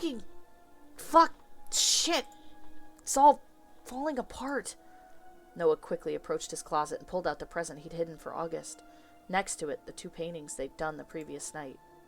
Noah's mind went back to the portrait he'd seen in August's dream. Fine. This is fine. I'll just draw for him. He threw his sketchbook down onto his desk and opened to a blank page, holding his pencil over the blank page. He doodled out this and that, his heart far away in a place Luca couldn't reach. Before he knew it, his clock had already ticked over to 11 p.m. I hope he's still awake. Noah opened his balcony door carefully. The blinds in the room across from him were already drawn. Still, he easily hopped across and knocked on the window, hiding his present in a bag behind his back. It only took a moment for a boy with a smile like the sun to open his door. Noah! Happy birthday, August. I was thinking, do you want to go down to the river? We could hang out for a while. Yeah, I'd love that. Will your parents let you, though? Well, no, but I was thinking we could just... He looked down at the gap between their houses. It's not that far. August broke out in a laugh. We're really sneaking out. Yeah. Oh no, is this how August... I'm so worried that somehow Noah, not causes August's death, but jumping from the roof, he falls and breaks his neck, or we go out to the river and he drowns, or something like that. I'm scared. Noah hopped down at first, before reaching up to catch August as he fell. I worry this... I don't know, because there's been other times when I'm like, oh, this isn't going to end well, but then it ends fine, so I don't know yet. It really does look different here at night. Fireflies lit up the dark night, floating all around the pair. Yeah, be careful not to slip over. Come on, I'm a lot better than when I first got here. How was dinner with your dad? It was good. I didn't want any presents, but he still bought me stuff. Sounds nice. Through here. Noah sat down first, staring at the lazily flowing river. August quickly joined him, and the two sat side by side. The sky was filled with more stars than one could count, yet August still looked to the heavens and tried anyway. So beautiful. This is the most beautiful place I've ever lived, and I wouldn't have seen any of it without you. That's not true. It must have been hard moving around so much. It is. I hope you'll stay here, to be honest. Oh, that was Noah. I hope you'll just stay here, to be honest. Maybe that's selfish, I don't know, but I like you being here. Me too. I really want to stay. My dad likes it here too. I don't think we'll be moving. So the two of us can spend more time together. That's great. I got you something. Happy birthday. Noah handed over the paper bag, suddenly nervous. Well, you didn't have to... Carefully, August started to open the bag. Well, you might not like it, and if you don't, that's okay. You don't have to have it. I can always take it back and pick something else if it's too dumb. Aww, a sniffle escaped August. See, it's okay. I can... You picked this for me? I love it. Noah, I love it so much. Oh. Thank you. Really. This is... You really thought about what to get me, didn't you? You've always been so thoughtful. Noah scratched his head, unsure of how to reply. August wiped away the tears that gathered in the corner of his eyes and pulled something out himself. A pink camera. Can I take a picture of you to remember this by? Yeah. Actually, could we just take one together instead? Oh, that was Noah. Noah wants to take a picture together. Yes! August held the camera backwards and shuffled closer to Noah, a smile on his face despite his red eyes. There was a click, and a photo began to print. Noah's heart skipped a beat at how close together they were. He leaned back onto the grass, staring up at the sky. You should come watch the stars with me. August stared at Noah, his face soft but determined. There's something on your face. Close your eyes, I'll get it. Oh, sure. Noah closed his eyes immediately. Kiss! Kiss him! That split second was all August needed. Noah's eyes fluttered open in shock as he felt something soft against his lips.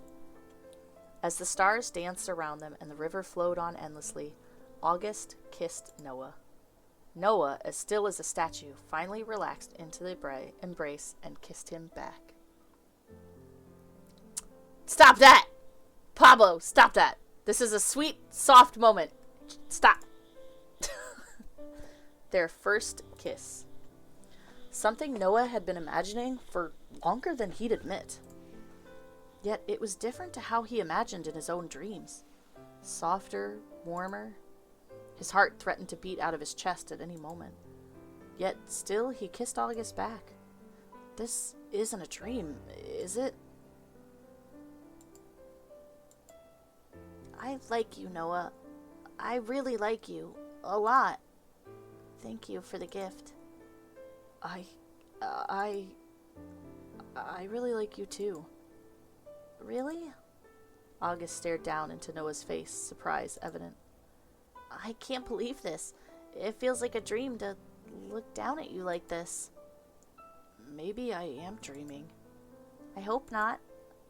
You know, I thought you hated me in the beginning. What? How could I ever...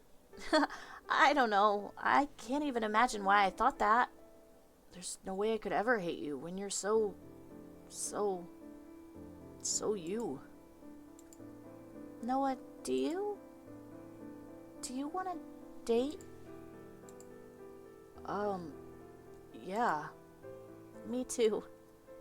Have you ever, like, with two guys? August shook his head. You stole my first kiss. Hey, you did the stealing here. August just laughed, relaxation finally falling over his nervous expression. This really is the best birthday ever. Noah stared up past August, up towards the stars. Can I tell you something that's gonna sound insane? Always. I went into your dream last night. What are you talking about? I think I somehow I can go into people's dreams. Really? Wait, you believe me? Well, I don't think you have any reason to lie to me. Still, it does sound a little, well, crazy. I know, I can prove it. Last night, you dreamed about, we were both in your room and August blinked in surprise. You saw that? Ugh. I can't believe you actually believe me right now. Since when? It's only happened twice. The first time was when I was over at your house. We were at school and... Okay, I remember. And here I thought I was being discreet with my feelings. Can you just do it whenever you want to?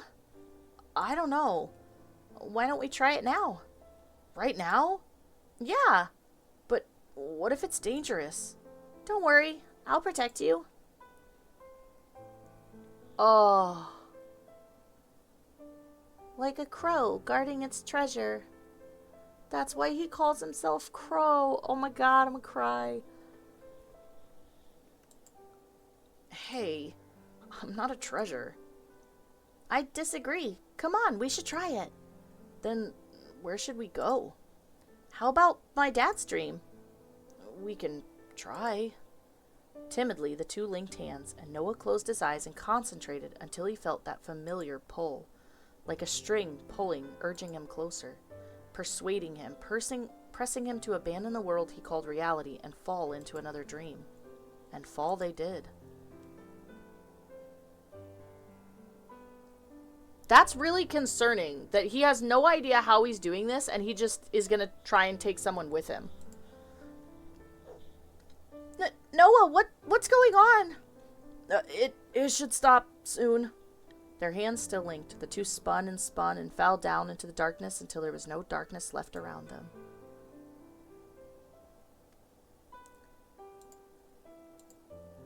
Ouch! You didn't tell me there would be falling involved. Sorry. Where exactly are we, though? August finally looked around before sucking in a breath. This is... August, and you brought Noah too. Dad.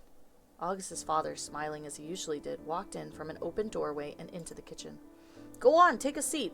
I've left a spot for the birthday boy and his special someone. It is your birthday, after all. Noah and August took a seat at the table. The house was on the smaller side, yet something about it made Noah instantly feel at home. It had a warm feeling, just like August and his father did. Do you know where we are? This is my childhood home, before we started moving around so much. It's been so long. It feels so real. Yeah, it does. You two stay right there. I'll be right back. August's father left again, back the way he came. August ran his hand against the wooden table, then pinched himself. We really are here. Weird, isn't it? It's amazing. You've always been amazing, so somehow this doesn't surprise me in the slightest. That's not true. I don't even know why it's suddenly happening. August? August raised his hand to his head for a moment before shaking it. It's fine. My head just hurts a little. It'll clear up. Happy birthday to you. Happy birthday to you. Happy birthday, dear August. Suddenly a voice sang out from behind the two boys. They turned around in surprise, just in time to see. Happy birthday to you. Mom? The one and only. Happy birthday, kiddo. Her voice was smooth and calm, much like August's. Her eyes, an emerald green, matched his exactly. It only took those few words for the tears to start overflowing from August's eyes.